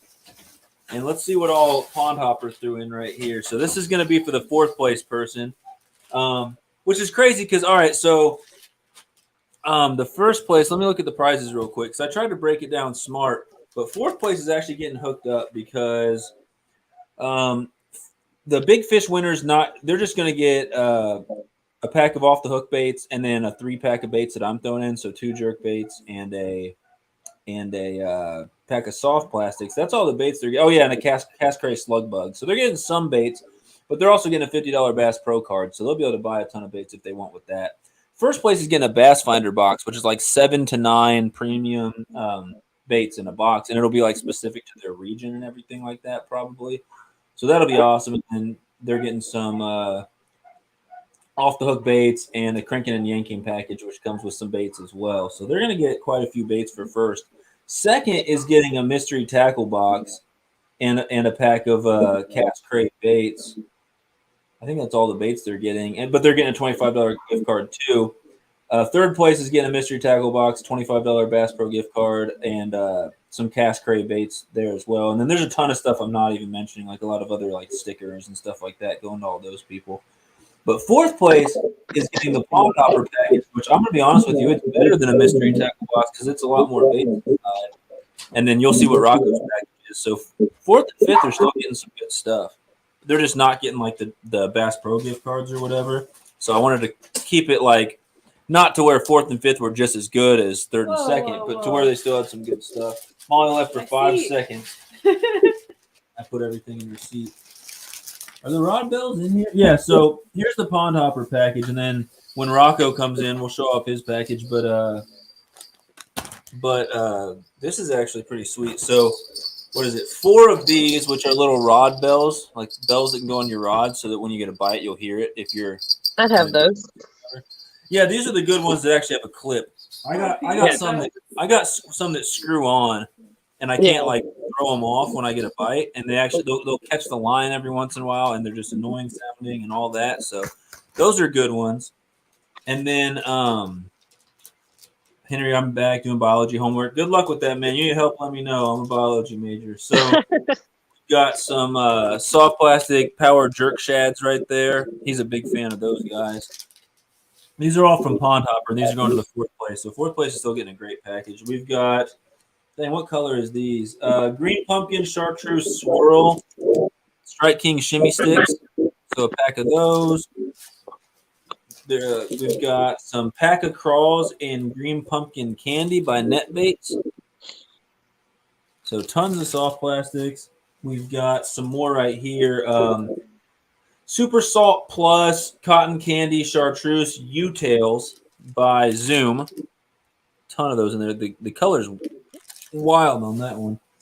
And then a package of big Zoom Junebug Ribbon Tails. These are the old monster. What are they, like 9-inch long or something? These are big baits for big fish. They work really good in the summer too. That's when I would normally throw those. And then a package of, I don't even know what the heck these are. So Pond Hopper will have to let you know what these they're like a double paddle tail. A white double paddle tail with some like silver flake in there. They're crazy. I think he said those were made by him or somebody he knows or something. And then we've got some other little flukes right there by Yum. Kind of what would you call that? Green pumpkin red flake or something like that. Yeah, like a green pumpkin type color. And then some 6 cents Hog Walla 5.8-inch watermelon candy magic, a 10-pack of those. So I think that's like seven or so packs of soft plastics. And then he also sweetened the deal and he threw in 2 Castaic lipless cranks, which these things are awesome. So this one I have a friend that uses all the time, gets all types of fish on it. And then this is more of like a shad color on that one. But yeah, they're the CXV 65 half-ounce lure, and they're sinking baits. So some lipless cranks there. That's the Pond Hopper package. 4th place winner is going to get those. I'll drop the link for you. Mike Irvin, welcome in, buddy. So Rocco's going to come up and show off what he is throwing in, and that his package will go to the 5th place winner. So there's actually good prizes all the way from 1st down to 5th, and then the big fish prize as well. I think the big fish and the first prize are the best. 2nd and 3rd both come with rod and reel combos, and it's hard to stack up to that. So I gave I'm trying to get in the top 3 for sure. Oh yeah, if you get a rod and reel, you're doing good. Yeah, you warmed up the whole thing. Yeah. Woo! You're gonna have some. I had so many salt and vinegar chips. Jeez. Salt and vinegar chips. Why would you have that when we got chips and queso? Runner PB nipple to the hip. Wait, what? What does that mean? He said my PB from pit to hip. Oh, from your armpit to your hip? Oh. Runner PB nipple to hip. What the heck? I was like, what are you saying right now? Nice winnings there, bro. Appreciate you, Juice. So yeah, the packages are nice. The prize packages are really nice. Yeah, 1st, 2nd, and 3rd are all getting a rod combo, which is sweet. And then we've got a $50 Bass Pro card going to 1st and to Big Fish. 2nd and 3rd both get a $25 Bass Pro card. And then there's mystery tackle boxes. We got Journal Anglers cards, and then a whole bunch of other stuff I don't feel like listing right now. There's Rocco. What up, bro? Yo, what's up? How you doing, King? What's up, Misha? Hey, Rocco. Good to see you. Yep. You fishing Sunday with me, I see, huh? Oh, yeah. Y'all are competition. Don't be too friendly now. Hey, when I heard that you could switch up lakes, I might have to switch things up because I was actually planning on doing the yaks at one lake. And if you're gonna let me switch up lakes, man, I might just have to stick around here in the neighborhood on the lakes that I know and just fish the heck out of them and keep going from little pond to pond to pond just to get the numbers in. But right now I'm gonna try to chase some smallies. But while you guys got me up here, I'll show you the prize package that I got too, guys. And this is it's kind of how could I say? I don't know. It's basically stuff that I learned from both my buddies, my buddy Mike Guerrero, Mikey G and the Kiddos. Shout out to that guy. And you guys know fishing with bass squash. That's my other dude. That's my main dude. He taught me about the drop shot and the robo worms. So I was trying to get him in this thing, man. I was trying to get him to fish. He's got work this weekend. I saw let me see. I saw that Cody, I think. Oh, that's not what I wanted. Hopefully I don't leave. Okay. I just wanted to pull up the chat, but never mind. I saw Cody came in here too, and I was towning fishing downtown Denver. He knows the lakes around here, so he should be able to get up on that too. But here's the prize package that I got for you guys that I'm gonna be giving away. I think you said it was number 4, number 5th. Yeah. Gary Yamato, bam. The Senkos. It's a 4-inch, watermelon and cream. That's the color. And then here's the other color, and that's the go-to for Mike, my boy Mikey G. He kind of inspired me to throw these. And I was actually checking out Stanley Lake the other day, and I threw these. I thought of him, and I was like, he always tells me throw it on a wacky rig when nothing's working. And honestly, if you see my post when I caught that smallie the other day over there, that's what it was on. It was on the wacky rig with these. And to go with that, I'm also throwing in the wacky rig too. That way you guys don't be destroying the baits all fast. Those things will make your baits last so much longer if you use the O-rings. I'm telling you. Yeah, that's what I heard. So I went ahead and got that to throw that in there. Hooks for that. 2 different sizes, guys. Throwing in those right there. You got another size right there. It's a size 2. I got a pack of weights down here somewhere to go with your Texas rig style stuff. That one's half. That'll cover Texas rig or wacky rig with those baits and all that tackle. So whatever way you want to attack them that way. And then bass squash. That's my boy, man. Drop shot, bro. Drop shot. You got some drop shot weights. I got you 2 different sizes. Nice. I think this one is the 5/16, and then this one's the 3/16. Wow. So you got the weights. You got 2 different size hooks. I don't throw a ton of drop shot. Ted's all about the drop shots too. I love the drop shot, bro. And again, this is what he taught me on right here was the robo worms. So that's what I got you guys. And these colors I actually never thrown. I haven't tried these ones yet. And this one's bitch and crawl. And this one looks pretty good, man. I like the way this one looks. I almost picked up 2 of these, one for me. So are they salted? It looks like they're salted. Yeah, they're very, very salted. So. And then the other one, the other color I got is bait ball. And that's a 6-inch straight tail too. Nice. That's a good looking color right there. I'd throw that all day. And I just kind of tried to figure one light, one dark for each of them. So that's what I was kind of going with, you know? Yeah. So, and then Juice said, laugh. Are you in D-Town? I am in D-Town. I am in Denver. Yes, sir. Yes, sir. Yeah, I think he's in that area as well. Who is it? I can't see the chat. Let me see if I can you dig it metal detecting? There it is a little bit. Yeah, I am in Denver. Yeah. So that's my man. That's Juice, and so he lives in Aurora. But I know where that's at. Yeah, I'm not very close to Denver. Yeah. I'm not far from that at all. And then, hey, I don't know if you saw my comment earlier, King. I stopped by the store and I got a couple little just random lures for random chat, bro. For chat giveaways during the tournament, during right? the live, yep. Dude, I throw that one all the time. You gotta have the frog. You gotta have the frog. I throw that exact color all the time. That thing tears it up in ponds, bro. What color is it? It's like a clear with black flake, right? Yep. Yeah, I love that one. Now, Ted, I don't know why Ted's not a big fan of the booyahs, but that's what I throw. The booyahs are the cheap Walmart ones. I love the booyahs, dude. I love the booyahs. I forget what brand Ted throws. Spro Frogs, I think it is. He throws the Spro Frogs. But I love the booyahs, man. They put in work.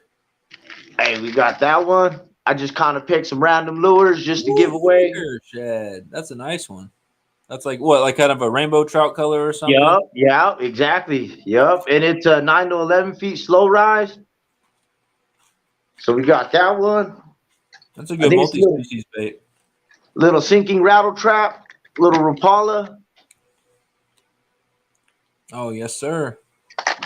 Wow, I can't see the color very good. Sorry, but I'm trying. Is it kind of like a shad color, like silver with a black spot on it? Yeah, pretty much. Like a gizzard shad or something. Yeah. Yup. I'll do the trick. If the bass are busting on shad, you want to throw something like that. And then the last one I got, I don't know what you would call that one, but it looked pretty cool. I let the old lady pick that one out. Yeah, I'd say that's also kind of a shad color, but it's a little gold, a little more goldish looking. At least from here, that's what it looks like. It's a see-through one. It looks more transparent, and it's a good little rattler, too. Swim depth of 5 to 11 feet. Hell yeah. So we're going to have some good prizes for random chat giveaways. That's good. I like that. So I just figured I'd pick that. It's funny that you mentioned it too, because I was thinking the same thing. I was just gonna grab a goodie bag and not say anything and just pop up. Hey, King, you want to give away some random stuff? Here we go. I got a goodie bag. Hey, so Robert, you guys mentioned it. What's up? That's awesome. Now that you've shown us the prizes, you can't like dip back into them if you ain't catching fish to try to catch them. You're out there and you're like, man, let me throw one of these, and then you lose it. You're like, oh crap, that was a prize. You don't know how many times I've been back and forth. Well, should I get this one for me, or should I put that one in the prize box? No, we're gonna get that one in the prize. That one in the prize. So, Bomber Steve, what up? It's been a while, man. I haven't seen you since probably one of Fish Snatcher's lives, man. How you doing these days, buddy? We got Bomber Steve in the house. With the robo worms, I probably got enough robo worms to give you guys new packs right out of my collection, because I got a whole bunch of those. I got too many robo worms, man. What's your go-to color on those? Usually I think it's the 4-inch holographic Dawn. That's my go-to color. Bass Squash is probably my runner-up, and his is the 6-inch Morning Dawn. The Morning Dawn. What color does that look like? The Morning Dawn's like a pink, like a plum almost, kind of. Okay. Pink, purple. Nice. And then the holographic Dawn, it's like a rainbow. It's like a transparent rainbow one. And I love that one. That one's my go-to. But man, you give me a robo worm, I'm happy with it. I'll drop shot the heck out of robo worms, bro. Nice. I want to see some smallies in this thing, man. Because JV's tournament, I think everyone was just catching largemouth. I think maybe Ted had a couple smallies. But I want to see some smallies, man, because I don't have a whole – like Kansas City, we have like no smallies here. Down in Springfield, I can get into a few of them. But you got to go even further like south to really get into smallies where I'm at. So I want to see a ton of smallmouth caught. That's what me and Tyler were kind of actually going to chase, and we were thinking about just putting ourselves at a total disadvantage, one with the yaks, two with the lake that we chose, because the lake is pretty strict. So we're going to have to get there. It doesn't open till 7, which is our time that the tournament starts, so we're already behind there. Then we got to unload the yak so that they could spray them off, load them back up, drive to the actual launch pad, unload everything, and then yak over and paddle over, because we're not using a trolling motor or anything like that.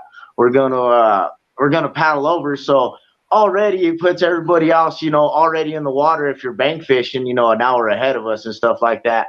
And it's a predominantly smallmouth lake. There's not many largemouth that I've seen. A lot of the posts that I've seen are a lot of smallmouth. And we got a topography map of it, and it doesn't even list largemouth in there. It only lists smallmouth in there. So really, and we're thinking, like I said, you might have changed the game by saying that we could change lakes, because if that's the case, we might have to load the yaks up or change the whole game plan. I'm not too sure. Listen, man, let me just say this for everybody.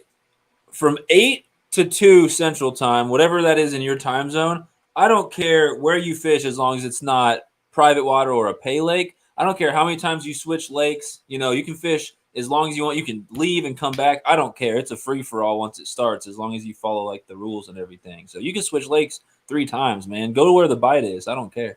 See, that's a game changer because we were thinking, all right, me and Tyler are kind of on this kick. Let's go to bigger waters and figure out how to find fish and actually catch fish. If you want to be a good fisherman, I think you should be able to go, to a small pond, a little creek, a little river. And if there's fish in there, you should be able to kind of figure it out if you get enough time into it, and be able to catch some fish, And we're trying to expand our knowledge and catch some smallies and stuff. So that's what we're going to kind of go for is, hey, let's go for this. Let's go for this big lake that we kind of know what we're doing. We got a little general idea of hot spots, and let's go hit it up and see if we can catch ourselves some smallies. So we might stick with it. I'll talk to Tyler on it and see if he wants to stick with the game plan. And he'll probably say, yeah, let's just go with the big lake, Brock. Let's go, let's go all or nothing. So, I almost love to see that more. Like if someone gets to a spot that's a honey hole and they're tearing it up the whole time, like that's cool and all. But if I could actually see you guys get out there and figure it out, like you try a couple things, then you find what's really working, then you get into the groove of it. I think that'd be super cool to see in a live. That's one thing that I don't really showcase a lot in my videos, or I did it in my videos because I know I haven't got any videos up with me and Tyler, and that was one thing that I really want to show in this one since we're gonna be together is the way that we go out there. And it's funny, we're like 2 old men out there sometimes, just out there bickering at each other and yelling at each other, and then we just go back to fishing. And it's funny because we'll both be sitting there getting skunked, and one of us will throw something out and it'll start working, and hey dude, throw this on, and we'll just start going through the game plan, and we're already kind of figuring out, all right, well, what do you want to throw? Let's throw this, let's throw that. Hey, throw this on the drop shot, and I'm gonna try this color in the morning. And it's kind of cool to have somebody like that you could bounce off of. And like I said, it's something that me and him do constantly all the time. I don't ever showcase it. And I think it's something that's awesome to showcase because, life's about friends and family, fishing and fitness. And that's one thing that we do greatly, come together as friends and we fish. You know what I'm saying? And we figure it out. And it's a cool thing. It's a bond, it's cool. And sometimes not only to do it, but to do it live and kind of show others that they can also do it too is a huge thing. You know what I'm saying? I mean, exactly. So a lot of these tourneys are like people send in pictures, right? And like you have a code or whatever. So with those, you see the results, you see the fish that the people do catch, but you don't see like all the work that goes into it and all the mental part of it, trying to figure it out. And maybe like they go to 2 lakes and it doesn't work, and then they finally figure it out at the 3rd spot, or they go through 10 baits before they catch their first fish, and then they start nailing them. That's why I wanted to do it live, because I'm always about trying to have a little bit of an educational aspect, because I'm still fairly new to fishing. I haven't even been fishing for 3 full years. I started at the end of 2019. So the end of this year will be my 3-year anniversary of actually fishing. So I'm still figuring everything out. And so if we can have some of the content like that live, where people can actually see the process, what does it look like even in a tournament scenario where people have to go out and figure it out? They're not just seeing, oh, they caught these 5 fish or these 10 fish. That's awesome. They want to see the hard work that goes into it and how you go about attacking it with different baits, different methods, different techniques, different spots, things like that. So I think that would be super cool, especially for a lot of these younger people or these people who haven't been fishing as long, to see that whole process live. One thing, you're good. Go ahead. Okay, I was just gonna say that. So one thing too, like I'm not a bass fisherman, so like I probably went after bass probably 5 times. You know what I mean? Like I've been fishing since I quit crawling, but this is out of my league. But I did do Jesse Lopez's tournament and ended up in 4th place, but I almost had 3rd. I was so close to having 3rd on that. So like I'm definitely capable of doing it. But like for anybody that's in the chat that is not a bass fisherman, they can see like a new, beginner, like you were talking about somebody coming in there. Like I can't call this place my honey hole. I just know that I've caught bass here. You know what I mean? Right. So I'm taking a whole different everything. Like I'm gonna have live bait, and I'm gonna have different types of bait, like finesse fishing, and like just till I figure out what works. Exactly. See, that's a cool thing too about being live. Like you say, you're not a bass fisherman. Alicia may not be. She might see how I rig up that drop shot when I'm sitting there tying it on, and she might have something she might throw and try it, because you never know if it might work for you. That Texas rig that I'm going to be throwing, you're going to be seeing me throw a lot of the Texas weightless and weighted. That is something I just picked up. Literally. Not gonna lie, when I seen those weights, I was kind of intimidated. I was like, "What? Those look like catfish weights." I mean, not really, but they were big. Those So I don't ones even know are what kind of big for me. Yeah, those ones are. I honestly was looking for the smaller ones, and I want to get some smaller ones. But then I was kind of thinking about it and talking to a couple of buddies. If you're in thick weeds, that Texas rig is actually made to punch. I don't know. Exactly. I'm barely figuring out the Texas rig, and it's funny. Me and Tyler. This is right after right after I quit. I deleted the YouTube and stuff. Me and Tyler were down and out. We kind of got together on a day. We went catfishing. And I said, dude, I've been hearing about this Texas rig. I'm gonna throw this Texas rig, bro. And I threw a creature bait on it, and it was like the first or second cast, and I caught a walleye, and it was awesome. It was like dope. But that right there just set the Texas rig confidence like through the roof. I tried something new that I've never tried, and I caught a fish on it. You never know when something like that's going to happen. The drop shot, I actually got really, really good at due to my boy Bass Wash, and that is one of my favorite things to rig. So if you guys got questions in the chat with the drop shot while you see me throwing it, ask away, because hey, if I don't catch a fish, that's okay. If I walk away knowing that I hopefully taught somebody in the chat, in the live, something, then hey, that's still a good day for me. Because that's what I think more this stuff should be about. Yeah, it's about catching fish too, but for you guys in the chat, learn something, learn a new technique, learn a new color, learn something. And I'm going to be trying to learn from everybody else fishing and try to pay attention to the chat too, looking for tips. If somebody's in the chat telling me, Rock, you are by the bank throwing the wrong color, I am definitely going to look through my baits and try to switch up my colors. That's kind of what it's about. And I like how you said doing it live, King. I've never done like anything like this, and besides being like in a lake at the same lake with everybody, this is close as you're gonna get to that, to that kind of scenario. And it's cool because, man, I'm fishing from a whole lot of people. I have my boy Mike G, and I told him, and he goes, Rock, I don't know, man. You're fishing against guys from Florida. That's like a heavy bass state, Rock. We're not a heavy bass state. They're gonna kill you. And it's like, dude, well, let's learn some new tips and let's go have some fun, So yeah, if you can inspire someone to throw something different, if people see you struggling, trying to figure something out, and then you start slaying it on one bait, whether it's a drop shot, Texas rig, whatever, and you inspire someone to go throw something new, they're like, hey, man, it worked for Rocco. He was tearing him up on that. And then they go and buy that bait and start throwing it, and they do well on it. That's really, really cool, Yeah, so if y'all see me struggling and you want to tell me what I need to throw, I'm all about that. No, I'm just kidding. Definitely look for tips. I know I will be in. I'll be throwing them out there. Like, I ain't gonna lie, I picked me up one of these and I don't even know how to use it. It looked awesome. I've been tearing up the Senkos that I got, just wacky rigging them in. My buddy Mike, he was like, hey, come on, bro. He's like, you use the O-rings, bro. It'll save your worms, bro. It'll save them. So I was like, all right. And I was just thinking about it earlier when you popped up in the live, and I was like, I gotta go get me one of those O-ring tools or whatever, so that they can save the bait and stuff, and I can figure it out too. So yeah, I've seen those because I did the wacky rig before, and I haven't done that where I'm going for the tournament, but I was using like one of those little hair thing rubber bands, like you do like the little cornrows in your hair, you know what I mean, like, and trying to tie it on with that. So like I need to do it a little bit better, but hey, yeah, I do plan on trying. I mean, yeah, whatever works. But I do plan on trying different stuff and stuff I don't, know how to do and stuff like that. But I already know at the beginning I'm gonna set up two things that are my like trusty, you know what I mean, like go-to things I know what I'm doing. I got my go-to, and I'm still debating if I'm gonna throw some live bait. I don't know yet. We're thinking about getting some shiners. You can have two rods at a time, man. You can have two rods in the water, so you can throw one out with live bait, and then that's my guaranteed first thing. That's what I was thinking too. I'm gonna have one up with a bobber out there with live bait, and I'm gonna be casting one, and then I'm gonna be paying attention to which one's doing better. You know what I mean? Right. And then I can't cast two poles at a time, so I'm always gonna have one with a bobber. I'm just saying, but like if that's not doing as good, I may be changing out the one I'm casting with, and changing the bait out on it. But then, like, if I'm only catching on live bait, then you're going to see two bobbers up there and be like, there you go. Yeah.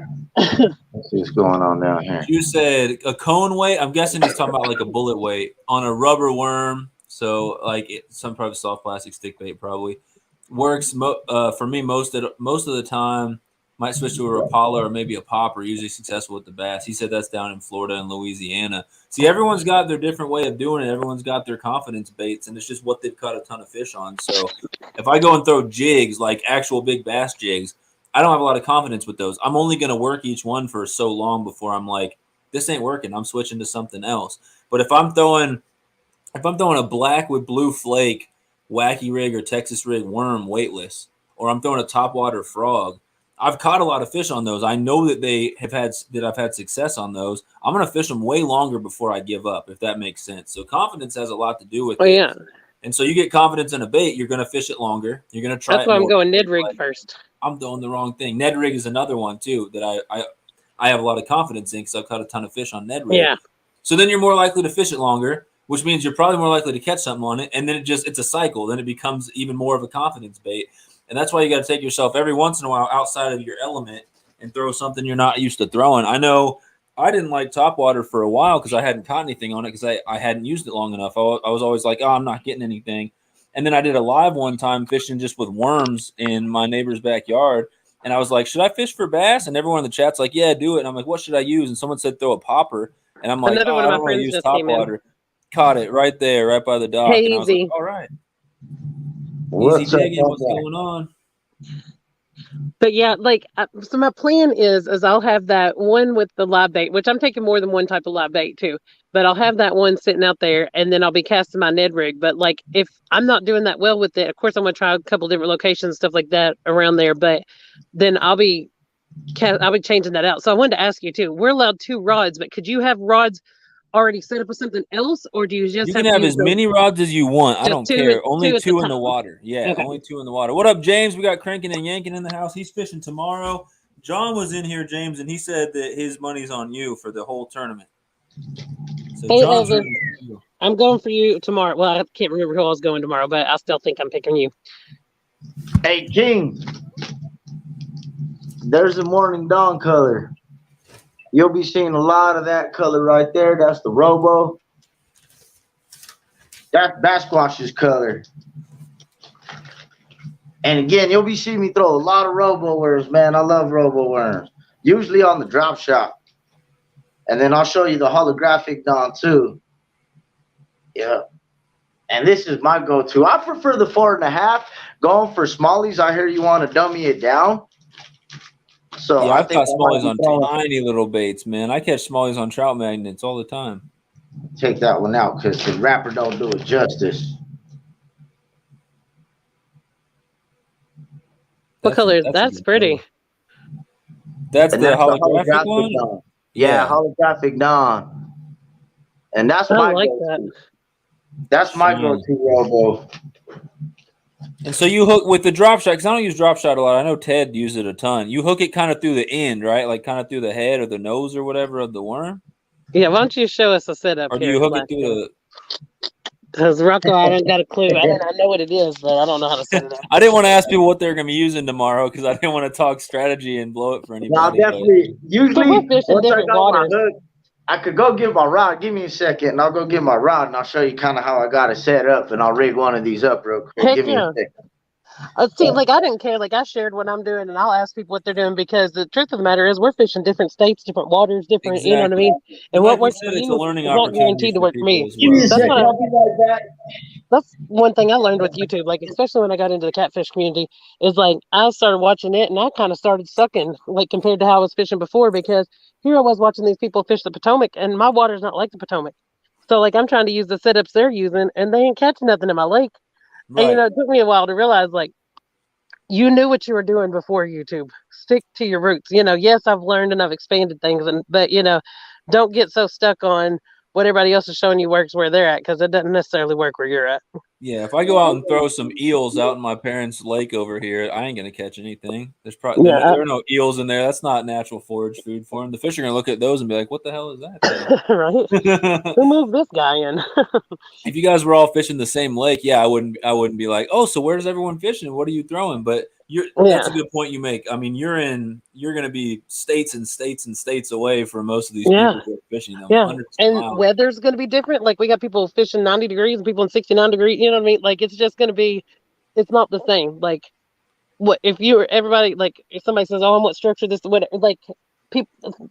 I don't, it's not the same. Like I just, Right. I mean, I definitely will absorb anything anybody tells me and keep something as a possibility. But there's a good chance I could throw it a few times, and nothing. You know what I mean? Like several times even, and nothing, because that's not what I need to fish in those waters that day.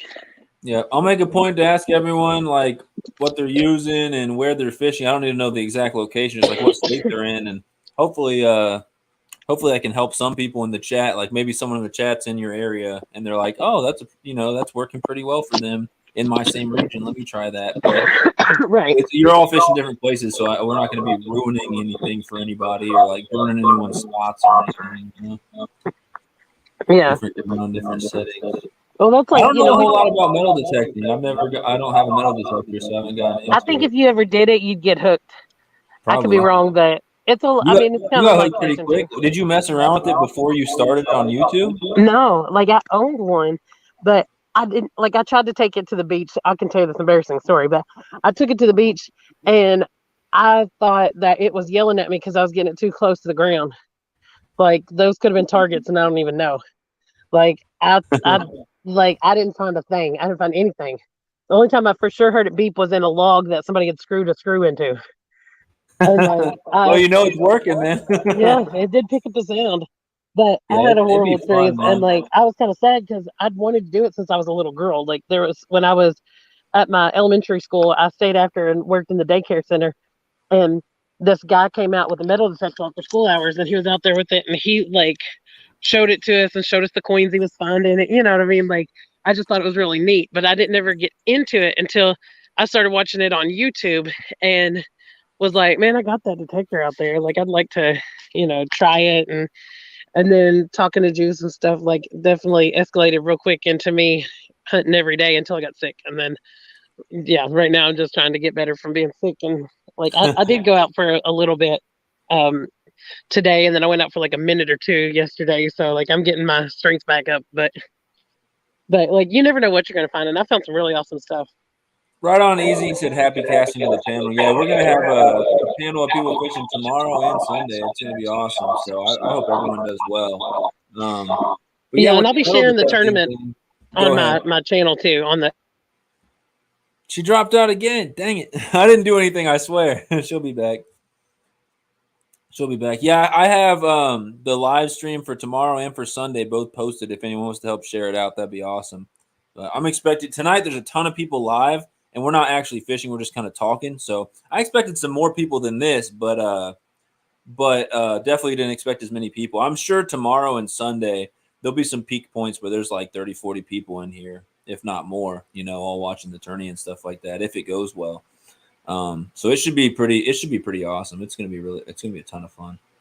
It's her phone, yeah. That's crazy. Hopefully that doesn't happen tomorrow, but I guess it probably will if that's what she's going live from. No, that was my fault. I touched my screen, and then like I accidentally touched it where it like barely slid down, so it refreshed the page. So when it refreshes the page, it kicks you out. Oh, I got you. Yeah, I always hit the wrong back button whenever I'm messing around on my phone in someone's panel. I forget whose tournament it was. I think either Backlashes or someone else. I dropped out like 4 times on accident because I kept hitting this back arrow, but it was the wrong back arrow. It was for the actual live.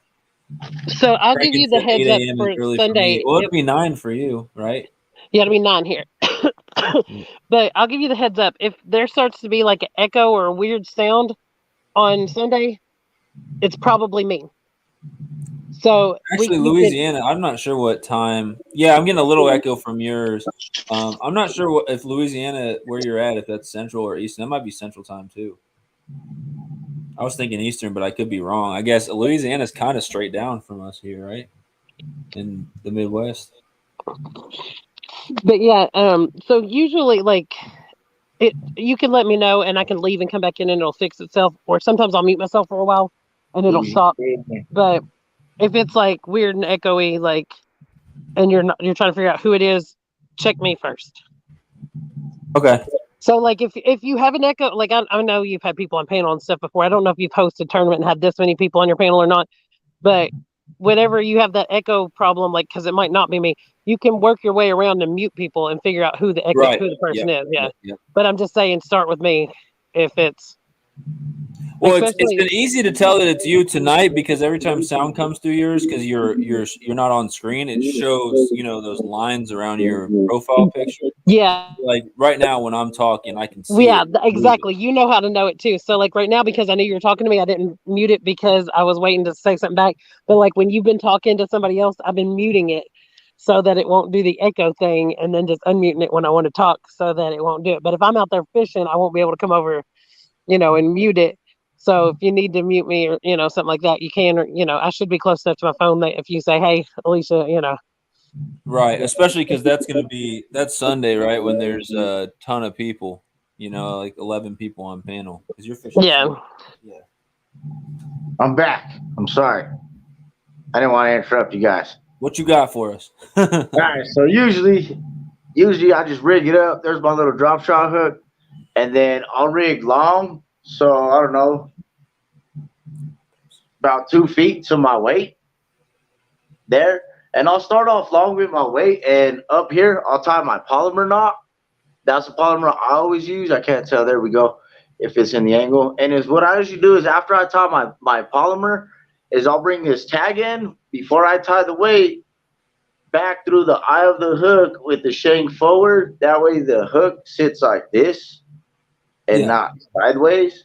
And that's the way I've learned. My buddy Tyler, he likes the way that it sits sideways. That's the way he's learned. But the way I rig is usually I send it back through so that my weight or my hook will sit like that. Boom. And then usually with the worms, I don't hook them on very much. I don't know if you could tell on the camera, but that side is flat with the robo worms and this side is round. I go from the flat and just kind of measure it up about right there. Yeah. So I knew you hooked it to the tip like that, but I just figured I'd have you show the people for anyone who doesn't, because a lot of people don't use drop shot. Like that's not super common, at least in my area. And I like to bring it back up just so to kind of hide that barb. Kind of barely showing, just kind of like that. It's kind of a bad rig. I'm not in it deep, but I'm kind of rushing, a little nervous on live. I've never done it on live. Oh my God. You're good. Let's see if I can get a little bit better.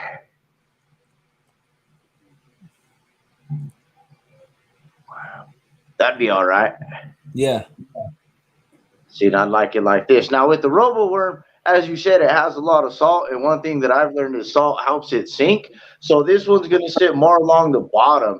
And he laughs at me, and you guys will probably laugh too because I gotta do the dance too. Whenever, and you'll see me out there doing it. If you ever see me live, move the bait, not the weight. Move the bait, not the weight. There you go.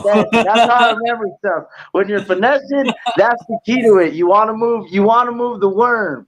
You don't want to tug the weight, and that's the key. That's the key to drop shot. And you move the bait, not the weight. So this one's going to lay more along the floor and kind of wiggle, and stay like that. If you were to use maybe like a Z-Man or like the cram worms, the 6-inch worms, those are going to give you a different floating action. Even the Gamakatsus are going to give you a different floating action.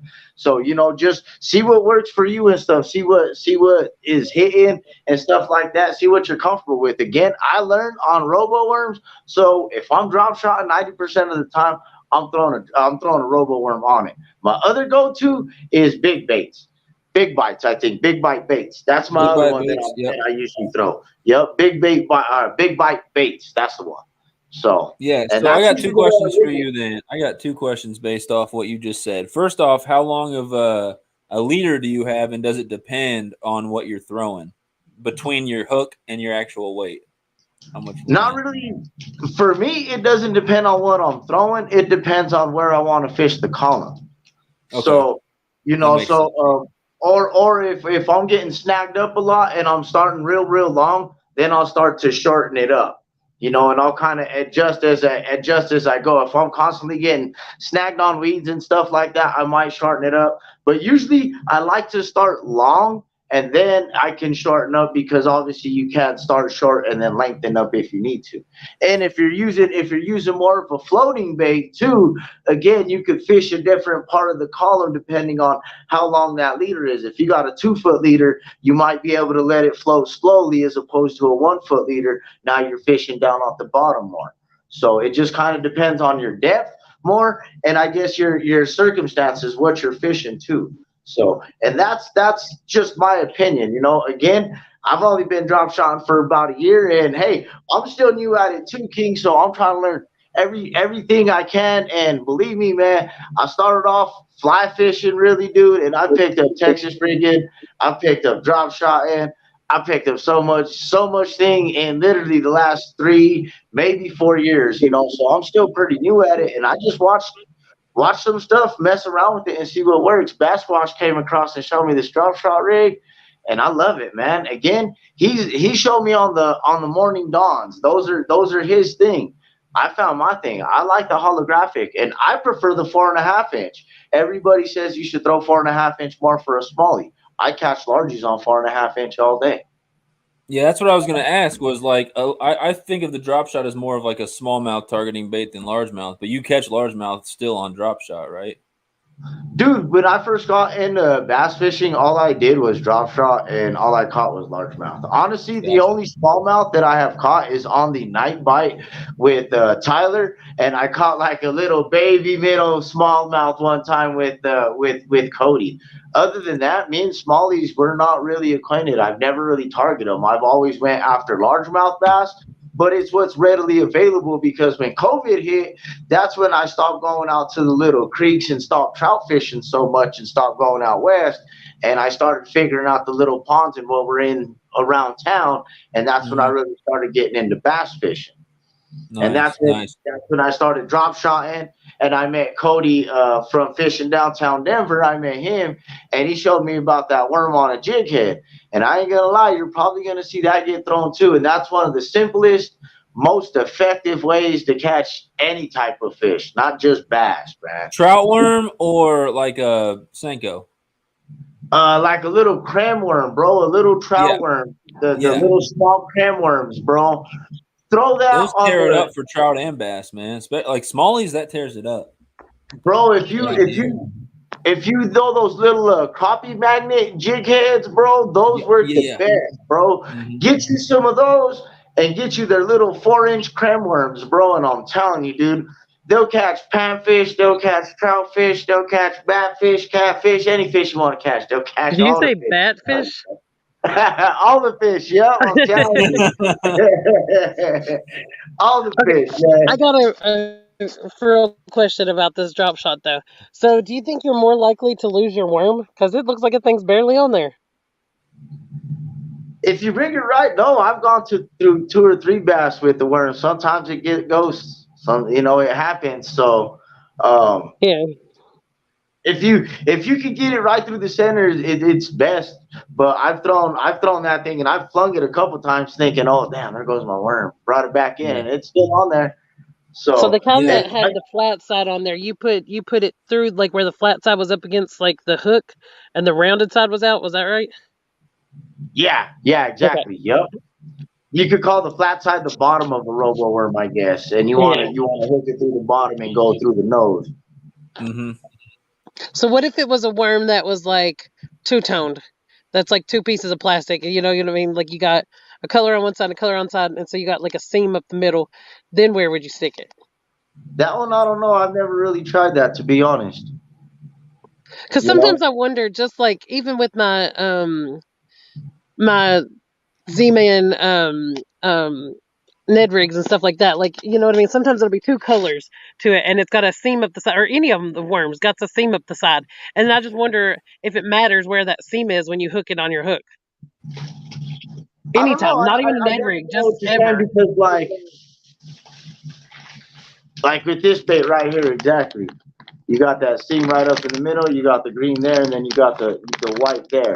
And that one I'm not too sure. I've never really experimented. Again, if I'm throwing on my drop shot, I never throw anything but robo worms. It's funny. I'll buy a whole bunch of stuff to drop shot, and I'll just, it's my go-to. It's a robo worm. I have to. It's my thing, you know. I understand. So, but these ones I'm working with a lot, and these ones are a whole different animal, is what I'm figuring out. And what kind is that? That's the Gary Yamamoto. The OG Senkos is what everybody tells me. Yeah, I've seen those. They're the original Senkos. And everybody says there's a lot of pretenders, but there's nothing like the OGs from what I hear. Dude, I'm telling you, when I was out there with Ted, when me and him were in PA fishing for smallies and stuff with Molly here, we threw a bunch of different soft plastics, and I'm telling you, all the bites were coming on Senkos. Like Ted stick baits, I've tore them up around here with Ted stick baits, right? And we threw black with blue flake of his pig sticks, right? Not a lot of action at all. Then I threw black and blue flake with the Senkos, and it's just though it's not that Senkos are better. It's that's they were wanting that exact like fall. The motion, it falls faster or slower or whatever than other baits. And so some days the Senkos might not be your best option, but some days they are. It's just a different formula of the plastic they use. But they were tearing them up out there, and Ted wasn't afraid to admit it. He goes, "Yeah, my baits that I made," he's like, "they didn't catch crap today, but the Senkos are putting in work." Same color. He wasn't afraid to admit it. I was like, "You should have lied and told everyone they were your baits." Look how good they're doing. How many fish we're catching. Yeah, like that would have been a really good plug for his company. Like, go buy some off the hook baits because Molly caught some big smallmouth. I mean, I was jealous. She was tearing them up. But he was honest. He's like, I'm going to be honest with what I'm using. Mine weren't working. I'm throwing the Senkos. So, yeah. I mean, I'm taking some of Ted's baits. Like, I've got some of those that I won on your show and I went on his and stuff like that. And so it's going to be emotional. So we'll see. Like, I mean, I'm not fishing since you can't talk. Like, you know what I mean? Like, I had to get my gear cap, stuff like that. Like, I've been addicted to metal technique a lot. Alicia, you're coming a little robotic right now for some reason. Is it? I hate my phone. I dropped it in the lake when it was brand new. It's better now. No, I can hear you fine. It was robotic for some reason, but it's good now. I don't know. It's on the charger because it dies real fast when I'm on these lives. But oh, okay. I was trying to see what Crankin' and Yankin had said when you said that. But yeah, Z-Man has been my go-to. Like, I just think, like Sunfish King was saying, like, whatever you're confident with, for real, makes a big difference. Like, what you know and what you durable plastic, too. Z-Mans are durable. They'll hold up for, like, 50 strikes. You know, you can. Yeah, but you better not put them next to another plastic. As wide as you can. You're not going to break those things. Yeah, and some people do that. Until you snag one, you're not getting it. What are those? That's the young dinger. Crankin' and Yankin was saying that he gets these ones because they're cheaper. Yeah. So yeah, the Bass Pro Sticko worms are good too. I like when they do the 30-pack on sale. You know what I mean? You can get like the big 30-pack of them. They'll do like a sale where it's like literally like $5.99 for a 30-pack sometimes. I love when Bass Pro Shops does that spring sale every year. It's like Black Friday to me. Like I go in there. I love it and I don't love it. I love it because you get a good deal on stuff. I don't love it because I go and spend a couple $100 I don't have. Yeah, I can go in there and cheap. Just because it's cheap doesn't mean I can afford it. Yeah. And you just keep on adding more to the cart and you're like, oh crap. It's like I just got 10 or 12 things, and then you ring up and you're like $389.99. You're like, oh, I gotta put some of this back. Yeah. That's how it is for me. I'm like, I might use these, and I definitely like those, and I've never used those. Let's try them. Right. I can't hate on the Guggen Squad. I can't. It's just too many people use them, and I try to be a little different. They do work from what everybody tells me, and I am starting to experiment with them too on my Texas rig, because on the Texas rig, I'm trying to throw a lot more stuff like that, a lot more of the creature stuff, and you'll probably see me throwing some of these stuff, and for sure you'll see me throw. I like these bad boys. I don't know why. And these work pretty good for the walleye and for the smallie night bites, but the Mr. Twisters, I'm trying to find the quad tail of these, man. I cannot find them. Are those paddle tails? These ones are the paddle tails, I think. Okay, I thought so. Yeah, the sassy grubs, but I got a whole bunch of them. I've been stacking up. I'm telling you, every time I go to work or every time I go over here, I got the 4-inch tail. I'll be throwing those on the Texas. Those crawls you showed a little bit ago, man. Some of my favorite baits to fish on Texas rig is those crawls through like some thick grass with a big old weight on them. I did that down in way would you Kansas, and go? some of the Would you go sand with pits I was the fishing, monster bass hit it. craw poppy or the woolly? Which one do you prefer? So it depends where you're fishing. So the around here we have a lot of crawdads that are like a dark color. They're not like all red, like the rusty red crawdad. So I'll throw like a blue crawl, and that tears it up around here. But it depends where. If you're in a place with red crawls, you're probably going to want to throw a red crawl. Especially, I've noticed that like in the spring and sometimes early fall, I don't know what the crawdads are doing, if they got a spawn going on or if they're feeding up in before or after a spawn or whatever the heck they're doing. But that's when they're super active because that's when those red crawl baits work really good around here. So it's the color is going to depend on your conditions and also the type of crawls that are actually there because there's a bunch of different species of crawdads. It's not just one species. Oh wow! Now you're gonna blow my mind with this. Okay. Some paddle tails that were designed like tadpoles. They should be fire here in my pond. Yeah, or try the. They got like some Nico bait tadpoles that are literally just soft plastic tadpoles, and those things tear it up all over the place, man. Fish will go crazy for some tadpoles.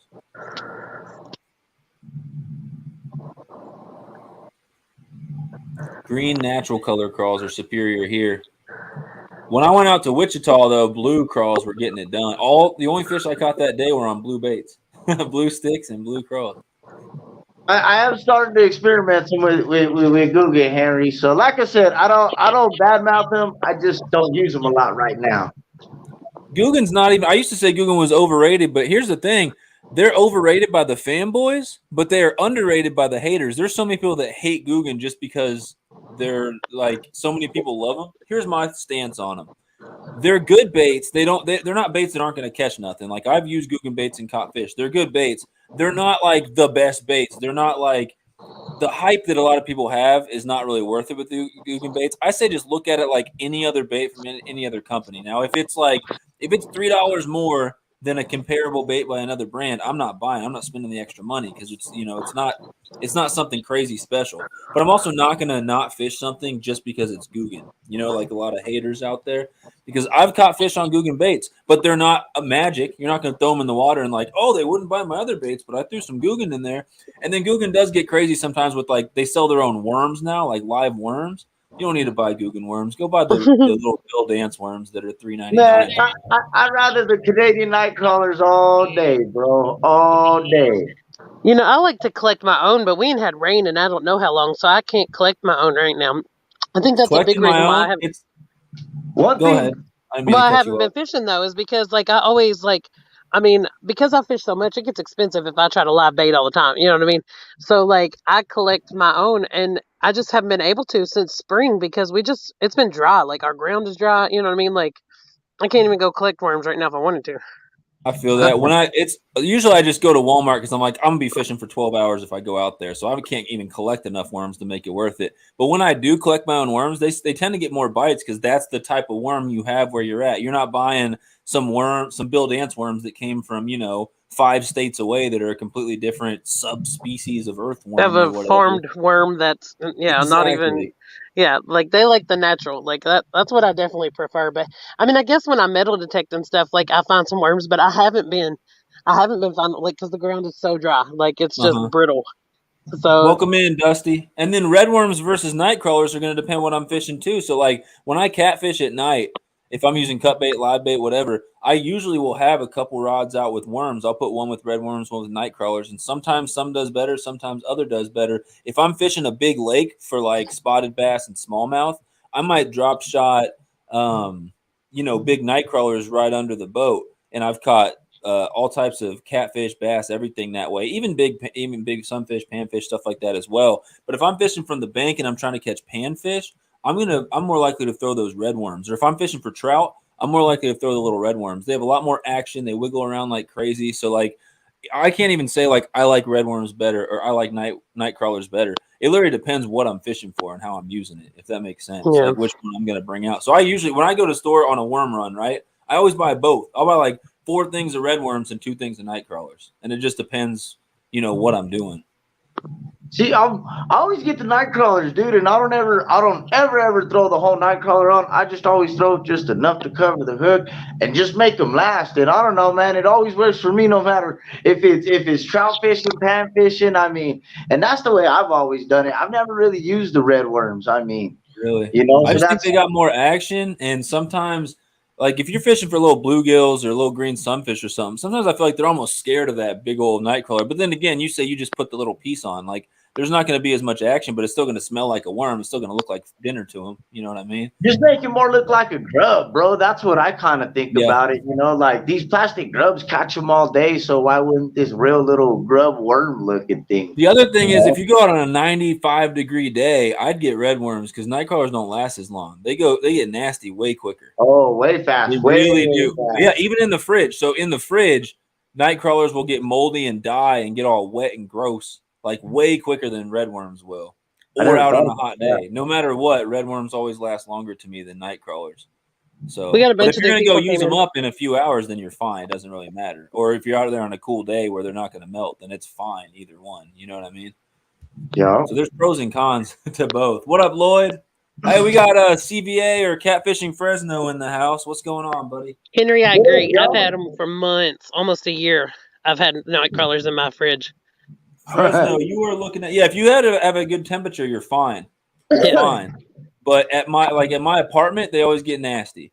In my dad's keg box downstairs, they get nasty, but that's a humidity thing right there. But Fresno, hey, number one, Steven, are you coming up on panel? Rocco and Hot Mess are your competition, buddy. What's up? Get the net. Number one, Alicia. Get the net. Get the net. Yeah, don't be too friendly to these guys. You're gonna be fishing against them on Sunday, bro. Hey, too smart. She's getting all the tips out of us. Cheerdo. Let me know, Henry, what the exact temperature your fridge is set to, and I'll get mine set to that because I've had red worms last for months and months. Night crawlers usually only last a few weeks, maybe a month, before they start to get gross in my fridge. It's weird. And then they stink. Really get so nasty. You don't want to keep drinks and stuff in there anymore because they get gross. I don't keep them in my main fridge. I keep them in my little mini fridge downstairs, but it's right next to my bed. So I always keep like some drinks in there too, like some water if I'm thirsty in the middle of the night. Then I open it and it smells like nasty worms. Yeah, ain't nothing like a Gatorade or water or something like that tastes straight up like dirt, like nasty dirt. I don't like it. Picked up from the I had the nasty worm juice. Exactly. I'm writing that down. I'm telling you, man. I left I don't know who I can't remember who I was fishing with. It was Tyler or what, but we threw the worms away or something and we left the container in the back seat. And for like a week I could not figure out why the Jimmy stunk. I was just like, oh my God, what is in here? Like, oh my God. And it slid underneath the seat just a little bit so I couldn't see it. And I finally found it, bro. Oh man. I was so mad, but I was so happy at the same time. They are my enemies. I'm not going to talk to them till the tournament is over now. It's a friendly tournament, man. I like the smack talk. Though. Yeah, it's but Rocco, fun. I've done that. I've left bait in my vehicle and I don't know if you guys heard the story. I got a way grosser story than that, though. I left carp in my trunk for like. I just had them in the trunk for a little bit, right? And I brought them. I was catching Asian carp. You're not allowed to release them in Kansas. So I called my aunt super late. She loves cooking fish. She's from Taiwan, and she worked at a restaurant. And I'm like, can I bring you some carp to cook up? And she's like, oh, yeah. She's always super excited. Well, I didn't tell her I had like 30 of the things in the back of my truck or in my SUV. And so I brought them there. And she's like, just looking like, what am I supposed to do? She starts calling up her Asian friends, like, you want some fish? She's just screaming in Taiwanese. I got no idea what she's saying. And she's like, yeah, I'll store them for these people. They'll get them. And I think she had me bring some to somebody else. And I was like, cool. So I unloaded all these carp. I was done with them. I'm like, awesome. I just got to take this tarp out of here, maybe put an air freshener and I'll be good. It just kept stinking for like almost an entire year. It smelled terrible. People would come with me on a camping trip because that's our big family, like, SUV at the time. We didn't have another one. Everyone's like, it smells like nasty dead fish in here. And then finally I couldn't take it anymore after almost a year. I'm like, I'm gonna deep clean this thing. And so I'm scrubbing everything. I'm getting under the seats. Well, apparently in that whole year I hadn't folded up my back seats and looked under them. There was a crispy, nasty carp, just a little guy that had been under my seat for almost a year. And that car, if on a hot day, that car, you'll still get a little whiff of some nasty dead fish out there. It is, and that's a Lincoln Navigator. Like, that's like a big, nice luxury SUV. And you're like, dang, that thing looks nice. You get in it, smells like dead fish, man. Nasty. Cool, that's my gross fishing story right there. Smells terrible. But how do you leave a whole fish under your seat for almost a year? That's what I'm like. I have no idea how you do that. That's crazy. Now the other thing that I've been working with a lot, dude, is the frogs. Frogs on the Texas rig, both weightless and weighted. Oh man, it was funny. I never seen Tyler so mad in my life. But we were fishing the other day, and please give him your moral support. He's been on a bass skunk mission these last couple times. It's been pretty funny, but yeah, I hope he does well. I hope he comes out of that slump in the tourney, man. I hope so, dude, because man, he's been mad the last couple times that we went fishing. He's gotten skunked, and it's like, damn. But anyway, I threw why do I hear an echo? I hear an echo. I don't hear one. Is it me? I don't hear it. Do you guys hear an echo? I think it was Alicia.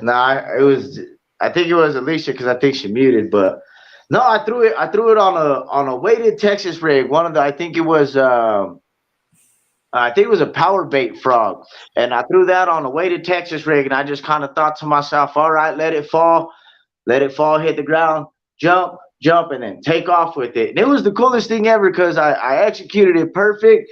And dude, to see that bass like just hit it right before it got to the bank on the top water, it was pretty awesome, bro. And again, on the Texas rig, something that I just picked up, playing around with frogs, man, playing around with frogs and the creature baits, So I'm gonna be throwing a little bit of that, and hopefully it catches me something. So definitely gonna be experimenting with some stuff. So I hope. Gosh, man, it's ruthless in here. Do you see what Fresno said? I hope he skunks until the tournament is over. Oh my gosh. So there's your trash talker you've been looking for. Oh man. Well, I did say let's talk some smack talk in this tournament. Where's he at in Cali? I ain't worried about him. Yeah, Steven's my friend until we go head to head.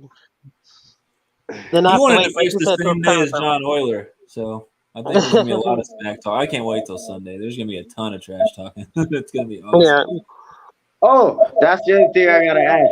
How many strikes do I get? Because I'm pretty sure there's gonna be an F-bomb, bro. I mean, I'll apologize in advance because I just know it's gonna slip. I don't know if you caught it when you did the hot peanut challenge. Oh yeah, but you said it so fast. You were just excited, and it wasn't a big deal because I didn't say anything about it. Half the people probably didn't even hear it. But yes, I was just talking to Ted about that the other day because I had to kick someone out of my live not too long ago for dropping an F-bomb, but they were mad at somebody. And I said, I'm mad at you. I'm saying F-bomb to you. You're out of here. They didn't get a strike. But like with you, it just slipped out because you were excited. You weren't saying it to anyone. You weren't mad at anyone. And we moved on and it was fine. Like I didn't even acknowledge it. I was like, then there's the Rocco F-bomb, which is like, he didn't mean to. He just got excited. We know how he is. So I apologize. I don't know. I would say try to refrain, obviously, because we're going to. I dropped one in somebody's chat as a moderator by accident one time, thinking that I was on my text messages in the middle of a tournament when there was like 130 people watching.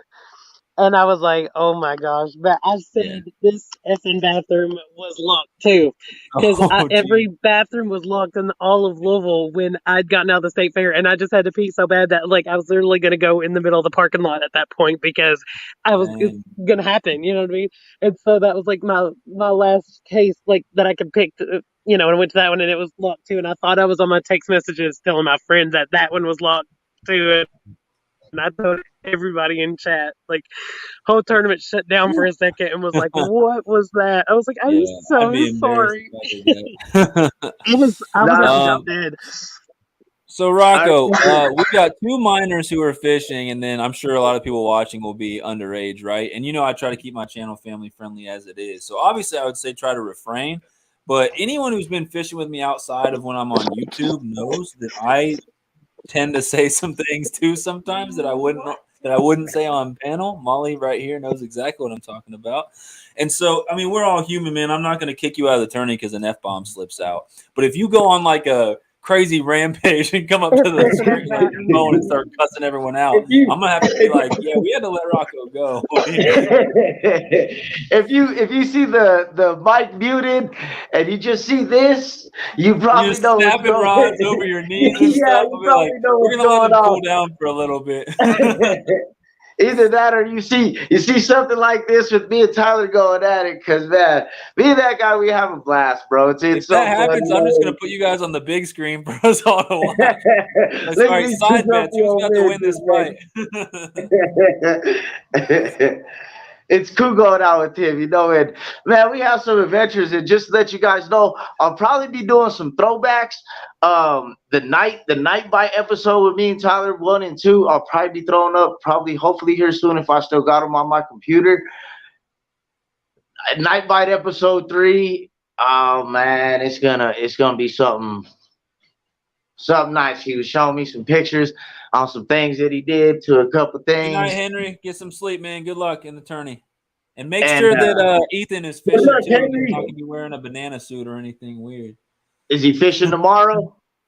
Yeah, Henry's fishing and his friend Ethan's fishing. They're going to fish separate, I guess. Ethan's the one who came in here and made some weird faces and left. Hey, I'm not family friendly at all outside of YouTube. But in YouTube, I try to be. Or if I'm around kids or something. I have a really good filter.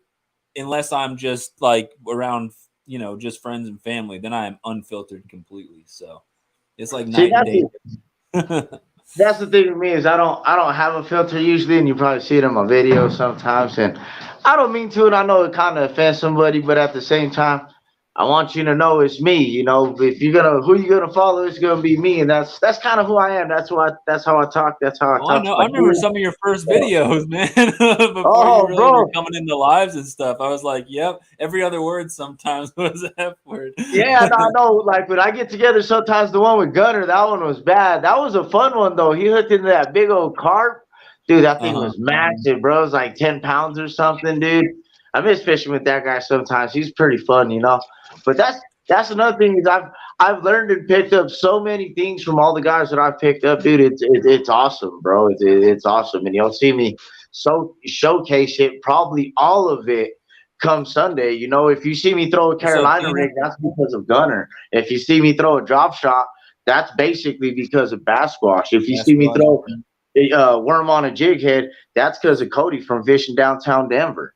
The Texas rib I kind of picked up on my own, but the Gary Yamamoto's, that's all Mikey G and the kiddos. That's my buddy Mikey G. He's like, Rock, I swear by those. He goes, if nothing's biting, you get this, and you throw a wacky rig. And like I said, I was out there at Stanley Lake fishing it for the first time out there on my kayak, bro. And I just thought of Mikey G. I was like, Mikey G says if nothing's working, throw a Senko, wacky rig it, throw it out there. And lo and behold, what would Mikey do? Yeah. That's what he was, bro. Sometimes that's what I do with some of my fishing buddies. What would he do? And it's awesome to have Tyler out there because it's like, well, what are you gonna throw? Well, here, you throw this on and I'll throw this on. And you don't know how many times Tyler has just saved my tail out there.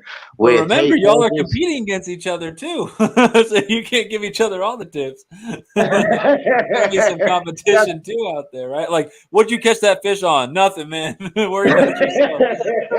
I kind of did forget about that. We have been kind of teaming it and throwing ideas on how we're gonna fish it. Basically as a team, not really as two. If y'all both start tearing it up and you're going to be like, who's going to be first here? You need to figure something out, and no throwing the other people in the water or anything. That's what I was going to say. I guess that's where Mitch comes in. I'll throw his rod. He can go fishing for it. I got the camera, so I got the advantage. I got the upper hand. If he starts catching more fish, I float away, and that's that. Like, no, he's not catching nothing down there. He's skunked. He's on his skunk smell, guys. I swear. He'll pull out his phone and figure out how to go live real quick. Just a lot of the stuff that I've learned that I picked up, I've learned through buddies. So hopefully I could spread that knowledge with you guys and hopefully catch some fish, man. I'm telling you, I'm really hoping to get on some good sized smallies. Everything I looked at this lake, There's some nice smallies in here. We're on the yak and we could get to them. We got a nice dam. We got our nice little hot spots. I think we're gonna do all right. I'm and telling if you we're right able, now, if the big fish of this tourney is a smallie, I'm gonna be so happy, man. Because I expect it to be a largemouth, right? Because they just get bigger naturally. yeah. But if the big fish is a smallie, that's gonna be awesome. Dude, we debated a lot, and I'm actually kind of sad that our number one choice we couldn't do because I checked it last week and they said that I believe the algae was in full bloom, the fish weren't biting, and they recommend you not touch the water. You can fish it, but they recommend you not touch the water. And, well, how are you gonna fish the water if not touch it? You know, so, yeah, you know. But if you guys want to, you know what I mean, like you're gonna touch it regardless, even if you weren't catching anything. Yep, exactly. But that fishery, it's actually like a premier bass fishery here in Colorado. I've never fished it. Tyler has shown me some pictures from that, and if we would have did that one, what's up? What lake is it? It's called Quincy Reservoir. And I bet you our little buddy from Aurora knows exactly where it's at because it's right by Aurora Reservoir, which is one of my favorite lakes due to Tyler. That guy takes me trolling over there, and bro, for some city lakes, there's some nice looking trout in that lake, bro. We were fishing over there, me and the family, and I saw this dude fishing over there on the dock. I was kind of mad at him because he took the spot that I wanted or whatever, but he let me fish next to him, so I was kind of cool with him. And he tells me, he says, come here. He goes, come look at this. And I was like, what's up? And he goes, dude, there's this huge fish right here. He's like, huge. What are you talking about, man? And I didn't believe him. Well, he caught another little trout, and he bought the trout over by the dock and was just letting him swim around. And bro, there was That's what I was thinking, Juice. It was like a college football just swam out from underneath that dock and try to attack this trout, dude. And I think for Colorado, I think the smallmouth record was out of Aurora or close to it. But the smallmouth in that lake, I know are huge. The pictures in Quincy Reservoir that Tyler was showing me, there's some nice smallies. And I'm pretty sure if we would have been able to do that, we might have been a runner-up for the size for the big fish. That one would have gave us, I think, the best chance out of it. But I was looking at Stanley, and we got a topography map on it. We're gonna be yakking. Did some looking up, and that's another runner-up for some smallie fishing. So I'm really hoping to get into a couple of them. I was out there a couple hours the other day for my first time fishing it. For a couple hours fishing it, catching one fish, kind of looks kind of little good to me, you know. Wouldn't say it go looks out there like and see what one, happens, man. If it doesn't work, if it works out, great. If not, go try a different spot. You know, you got 6 hours to make it happen. So, and that's another thing that's cool about it is it's only about 20 minutes away from my house. And like I said, from my house, I have 1, 2, 3, 4, 5, about 6 other small ponds within a 10-minute radius that I could just drive to, and we could actually fish from the bank, all kinds, which is fish that or ponds that I'm familiar with, ponds that I know I can pull numbers out of for sure. You know, I know Tyler's not gonna like them because he ain't been pulling no numbers out of them lakes for the last couple of weeks. He's been mad. He's been real mad. That's why he wants to go to Stanley too. We need to go to bigger waters. I don't catch nothing in these little lakes, and he gets all mad. I don't think it's the lakes. It's hard to fish bigger waters though, because you got to find them. You know, you can get on some better fish, and they have more fish because it's just a bigger water. But it's harder to find them. So I could fish the lake across from my parents' house where I'm at right now. In a full day, I could cover that whole lake maybe twice and try all the different spots, find out where they're at, what they're biting.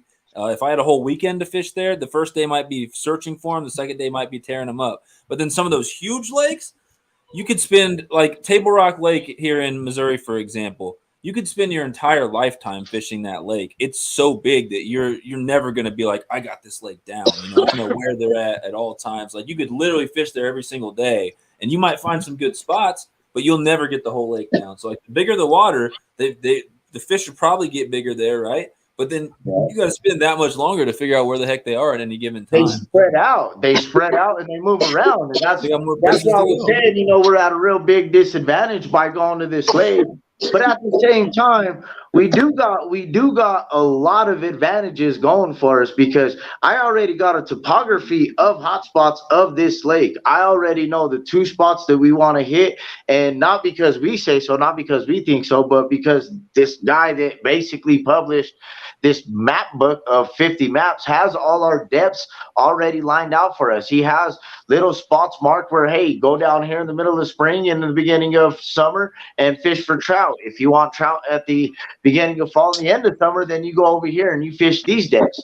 So we already know that we want to hit the bank. We already know that we want our depths to be in between, 5 and 20 feet for the smallies of what we're fishing. We already know that we're looking for a 30-foot hole. All we got to do is go there and put it all together with the fish finder. And that's the other thing that we're really getting used to, that I got to get used to using. I'm a lot better with it in ice fishing, but it's easy to use the sonar when you're ice fishing in the hole.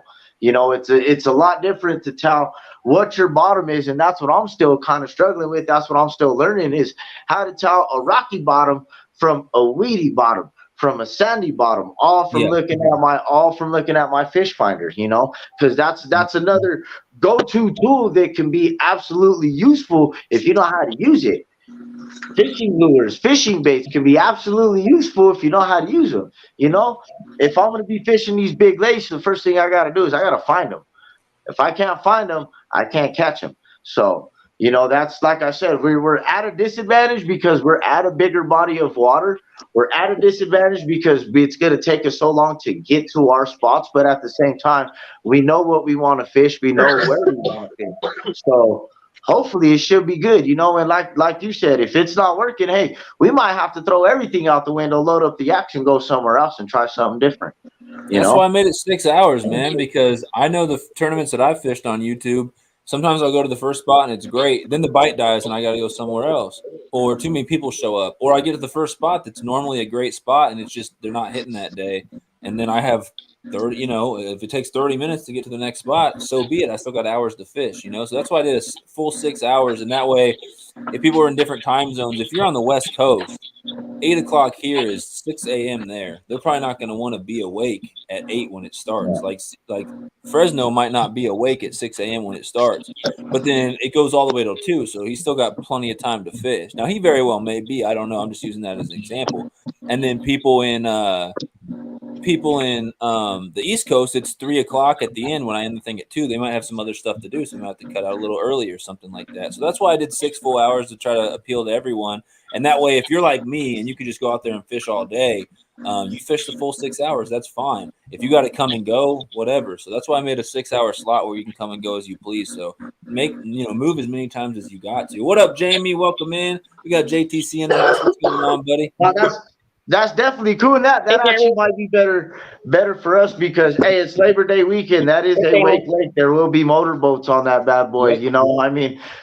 Oh, bro, it was my first time fishing out there, and I'm still getting used to my yak, bro. And I'm out there. It's kind of windy. I'll make her down. I'm just, The ranger lady comes and checks on me, and I'm thinking nothing of it. She asks me if I'm okay. I tell her, yeah, I wave her off. I'm okay.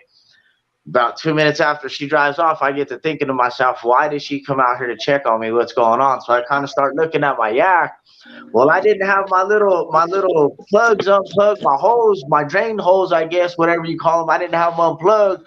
So the back of my yak was starting to fill. Yeah, it was starting to fill with water, bro. It was like halfway filled. I started looking, and my yak was sitting like this in the water. Oh, shoot. That's why she came and asked you if you were good. You're like, maybe I'm not okay right now. I had all the gear back there, bro. Like, everything was weighing down, you know what I'm saying? And it's all behind me, so I'm not even paying no attention, bro. So it might be a good thing that, we get there early around 7 and we leave like around 10 and go somewhere else. That way we don't have to deal with all the waves and all the water in the back of the yaks, man. It was crazy. It was hilarious, though, in the wind, sitting there all happy, just fishing. Yeah, I just caught a smallmouth. Don't worry about me. I'm going down.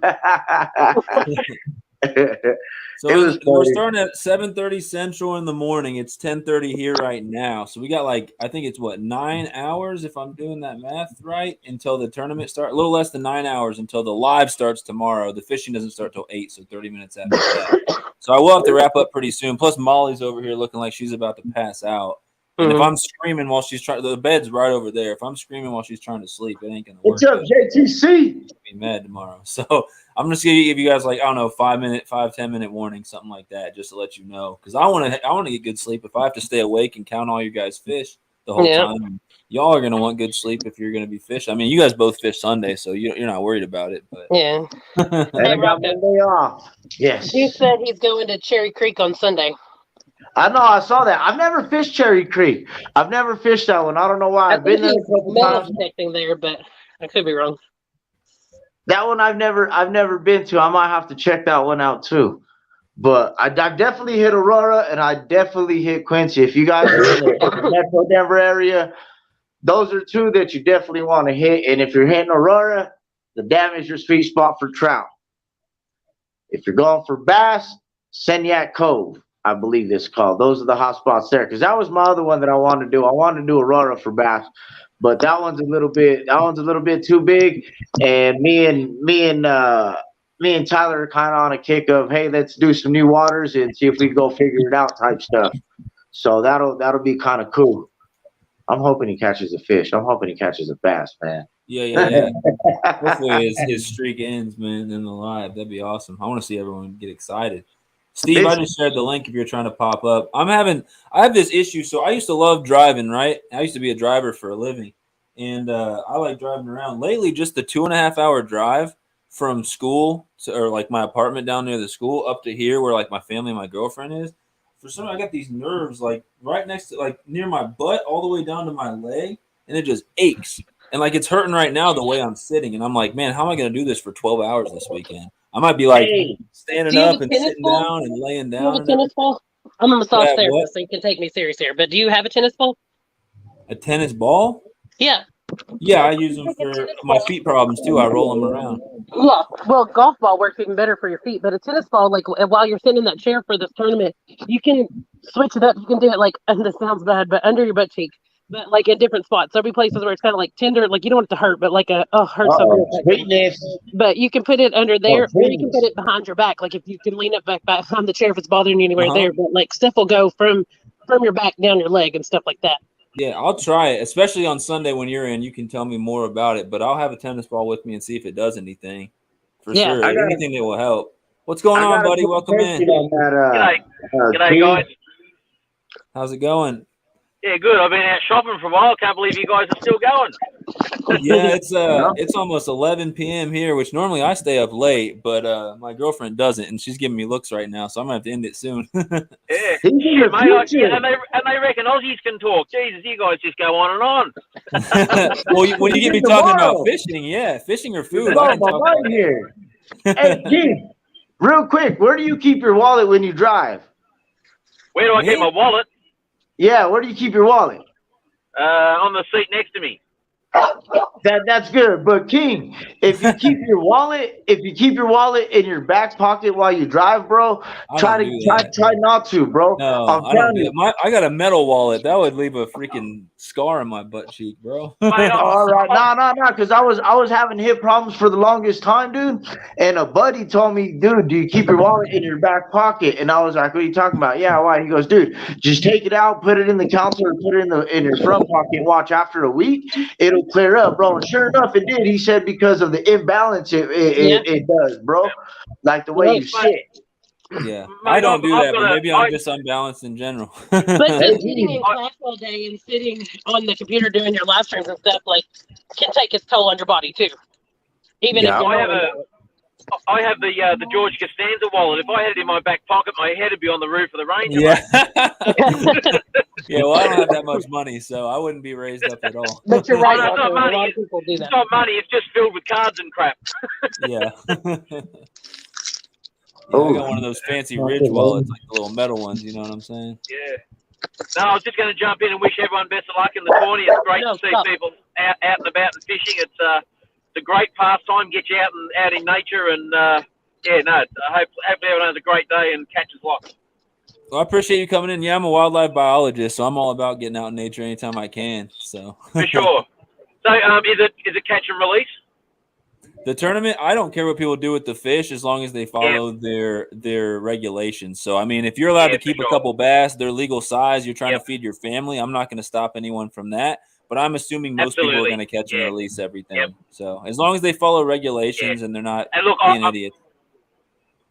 As you know, I'm a snake relocator. We're just coming into snake season. I'm very much one about protecting the native ecosystems and, catch and release when you can, but certainly, take what you're going to use. If you're going to eat it, then just take that amount and put the rest back into the ecosystem. Right. As long as you're following, it's all public waters, right? So it's all places that are stocked by the Department of Natural Resources, stuff like that. So everyone's got to follow their regulations. No one's fishing private ponds where they can just keep whatever. So as long as people are following the regulations and being smart, I'm not going to make a rule about that, but I agree with you 100% on that one. Yeah.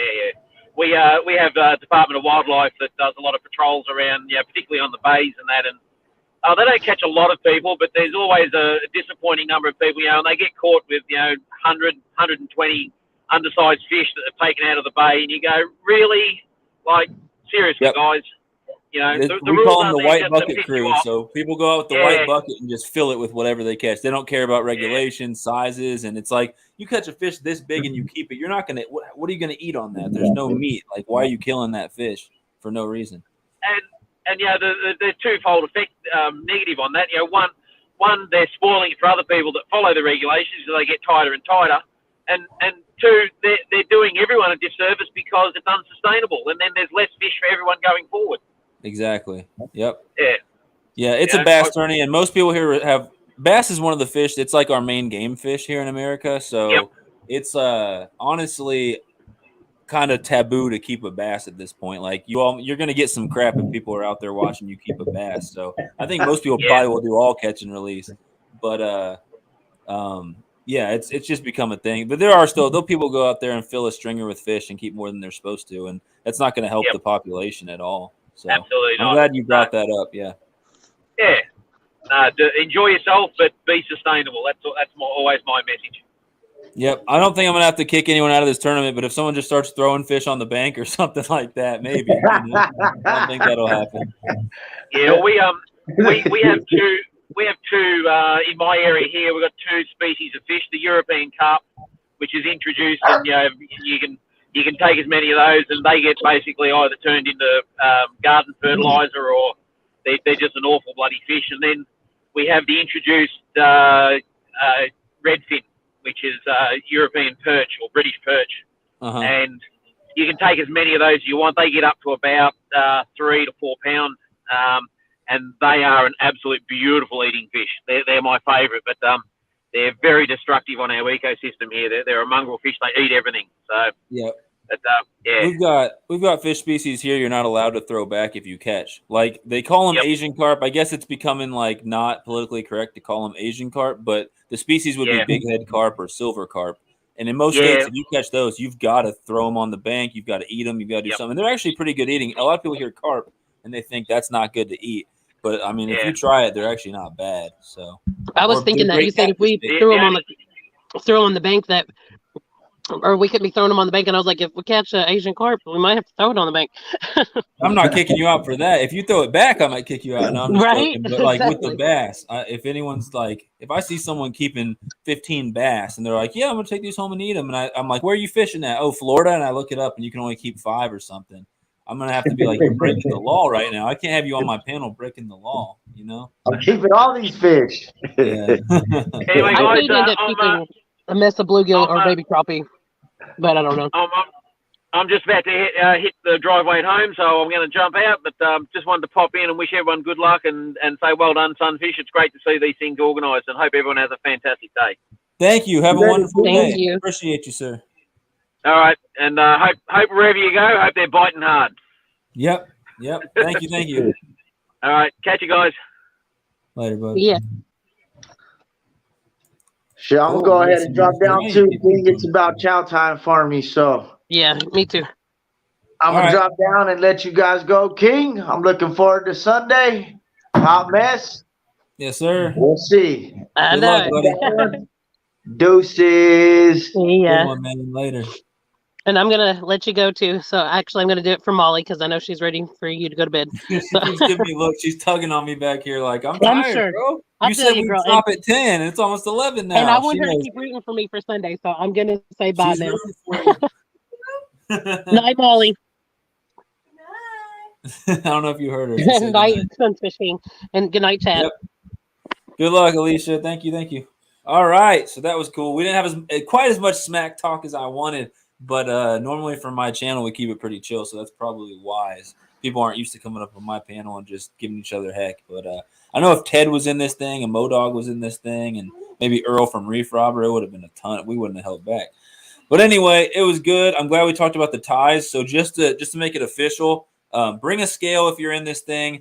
I'm going to tell everyone at the beginning tomorrow and at the beginning Sunday if they need to go grab a scale from, the gas station, or I guess gas stations don't have scales, but like Walmart or wherever they need to run to. I don't know why I said gas station because that's probably not going to have a scale unless they got a fishing section.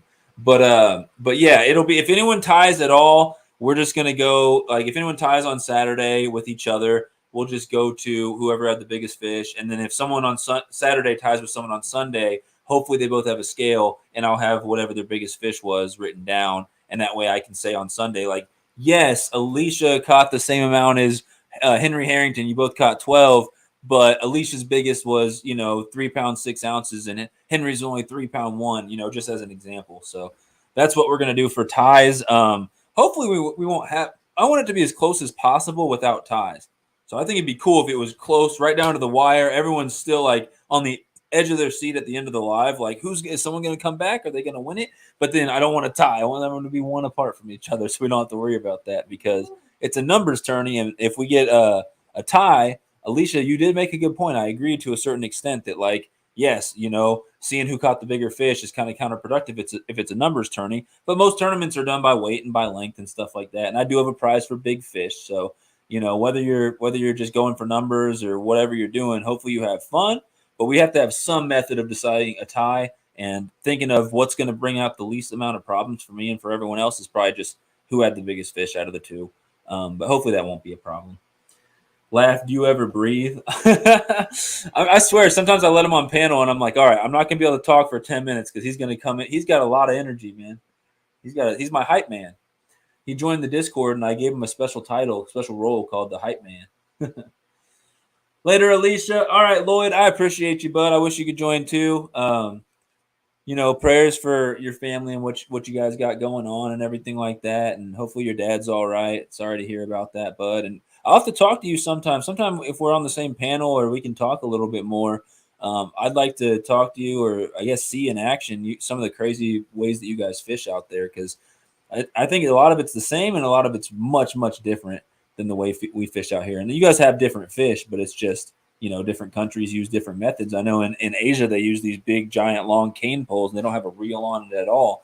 And I know in the UK, they fish a little different. A lot of people fish for carp out there, but there's just different fish, different methods. And I know here in America, we've learned a lot from the European guys when it comes to carp, because back in the day, if you wanted to catch a carp here, you either snag it, hook it through the side, which obviously is no fun for the fish, or you throw out some worms or some corn or something like that. And then over time, I don't know where pack bait came from, but I know that like boilies and using like method lead, or whatever that thing's called, like all that different fancy tackle that people use out in Europe has made its way into the United States, to where we've got guys and gals who are really serious about carp fishing out here. So different parts of the world do it differently. And there's pros and cons to everything, but a lot of times it's just going to apply to what's in your area. So we'll have to check it out. I'll have to check it out sometime. And I'm curious to find out more about all the, the glowing stuff and the headlamps and all that crazy stuff that you're talking about. It's pretty wild. Catfish Wrangler, what's going on? I'm sad you're not entering this thing, but hopefully you'll join in and say what's up if you get some free time. So tomorrow, 7:30 Central in the morning, I'm going to start the live. I'm not going to let people cast their baits. They can cast whenever they want, but nothing's going to count until after 8 a.m. And we'll go from 8 a.m. all the way to 2 p.m. Central Time. I'm going to ring the bell right at 2. I'm going to say, nope, you're done. And then I will have a banner across the bottom of the screen. It's going to keep score for everyone. So I have to manually type it in. It's not like a cool bot that does that. That'd be awesome. But I'm going to keep score and write it down. Molly's going to keep me honest. The chat's going to keep me honest. And then we'll have the banner so that I've got the score in 2 places. And then what we decided, this is how dumb Sunfish King is. He gets all excited. It's like, yeah, let's do this bass tournament. It's going to be awesome. Here's the rules. Here's the prizes. Nothing can go wrong. Let's make it happen. And then what happens? Someone comes in and goes, oh, what if someone ties? And I'm just like, I didn't even think about that. I didn't even think what happens in the case of a tie. So we decided tonight, as you can see by the poll up there, what did the final numbers? 67% said biggest fish breaks tie. I decided that anyway. I just wanted to see what people thought. It's my tournament. This is not a democracy, guys. So I decided that if 2 people tie, whether they're on the same day or one Saturday, one Sunday, I'm going to try to keep track of what everyone's biggest fish is weighed. And so hopefully everyone has a scale. And so if 2 people tie, the tiebreaker will be out of the 2, who had the biggest fish out of the 2. Cool. So that's it. Molly's tired. I need to get some sleep because we're starting this thing bright and early in like 6.5 hours. No, that was bad math. 8.5 hours. 8.5 hours. We're going to start this thing. So you guys all be good. I think I'm going to wrap it up. Thanks for tuning in. Hopefully you guys can tune in tomorrow live. It's already posted, so feel free to share it out and all that good stuff. 7:30 a.m. to 2 p.m. The fishing will be from 8 a.m. to 2 p.m. Same thing Sunday. So one last time, I'll go over who's fishing each day, and then we'll say goodnight and let you guys go. But tons of awesome prizes. We'll talk about that more tomorrow. But Cranking and Yanking is fishing Saturday, along with Matt's Fishing Mission, Rick from Cass Cray, Henry Harrington, Geo Outdoors, and Ethan Wilcox. So we got 6 people fishing Saturday. There are actually still 4 slots open on Saturday if anyone wants to join. But it looks like tomorrow's just going to happen, and that's all we're going to have is just 6, which is totally fine. And then Sunday we've got 11, and it is full. We're not taking anyone else for Sunday. Everyone wanted Sunday for some reason. We've got Pond Hopper TV on Sunday. We've got Mike's Tribulation Ready Survival. We've got Fishing with Brant, Bass and Battles, Fishing with JBT, John Oiler Outdoorsman, Catfishing Fresno, Rocco from the Laugh Channel, his buddy Tyler, Hot Mess Fishing, Alicia, and we've got Slam Sam's Fishing. So bunch of awesome channels, bunch of awesome people. Good luck to everyone who's entered. And thank you again to all the people who sponsored this thing. We got some awesome prizes, and it's going to be a ton of fun. Kieran, I've done a 24-hour live. It's easy. My longest is like 11.5 hours. One of these days. Yeah, it's easy to do. I could do a 24-hour live, no problem. I could probably do a 36-hour live, no problem. But do I ever have 24 hours in a row where I'm free? Not really, unless I take a vacation. If I take a vacation, I'm probably not going to do a 24-hour live. So, all right, y'all. Y'all be good. I'm going to go ahead and wrap this thing up. I appreciate you guys. Fist bump through the screen. I'll see y'all bright and early in the morning. Me and Molly are going to get some sleep. Probably even too tired to watch any shows tonight, right? You're going straight to bed, huh? Dang. I was hoping to watch something. Anyway, take it easy, y'all. We're going to wrap this thing up, and I'll see you guys tomorrow and Sunday in the live. It's going to be a ton of fun. Who will be the victor? You guys let me know who you think out of all those people I just mentioned. I don't have any guesses at this point. It could literally be anyone. Molly is rooting for Henry Harrington Saturday and Alicia Hot Mess Fishing on Sunday. So, will the anglers' links be in the description on Tourney Day? No, Alicia, I can't. I really wish. I'm going to have people share the links. But I've already got the links I've already got the descriptions for both days, and it is 4,975 characters, and I'm only allowed 5,000 characters, so it is completely filled. But I will have moderators share all of your guys' links as we're going. So your links will be shared, especially if anyone asks, but we'll have moderators sharing your link. Molly will be sitting here. She'll have her phone. So if I'm like, can you share this link? Can you do this, Molly? Hopefully she'll do it for me. It depends on if I was nice to her that morning or not. So, yeah, I would love to share your guys' links. I was just talking about this to Molly earlier, that YouTube descriptions should be able to be like twice as long. They should be like 10,000 characters, but there are only 5,000 characters, and I've got 4,975 because there's so many sponsors for this thing, including my regular sponsors and stuff like that. So, Unfortunately, I can't do it. Yeah. Unfortunately. But we'll share your guys' links plenty. I would love to have it linked in the thing, but I will share you guys' links plenty, I promise. So that being said, let's wrap it up before I just keep talking and talking and talking. Later, y'all. Appreciate it. We're going to wrap this thing up. I got to get this queso in the fridge. Have a good one. This tournament's going to be a ton of fun. Okay, good night for Molly, LOL. Later, y'all. Appreciate it. Have a good one. Sunfish King and Queen. Out. Trying to catch this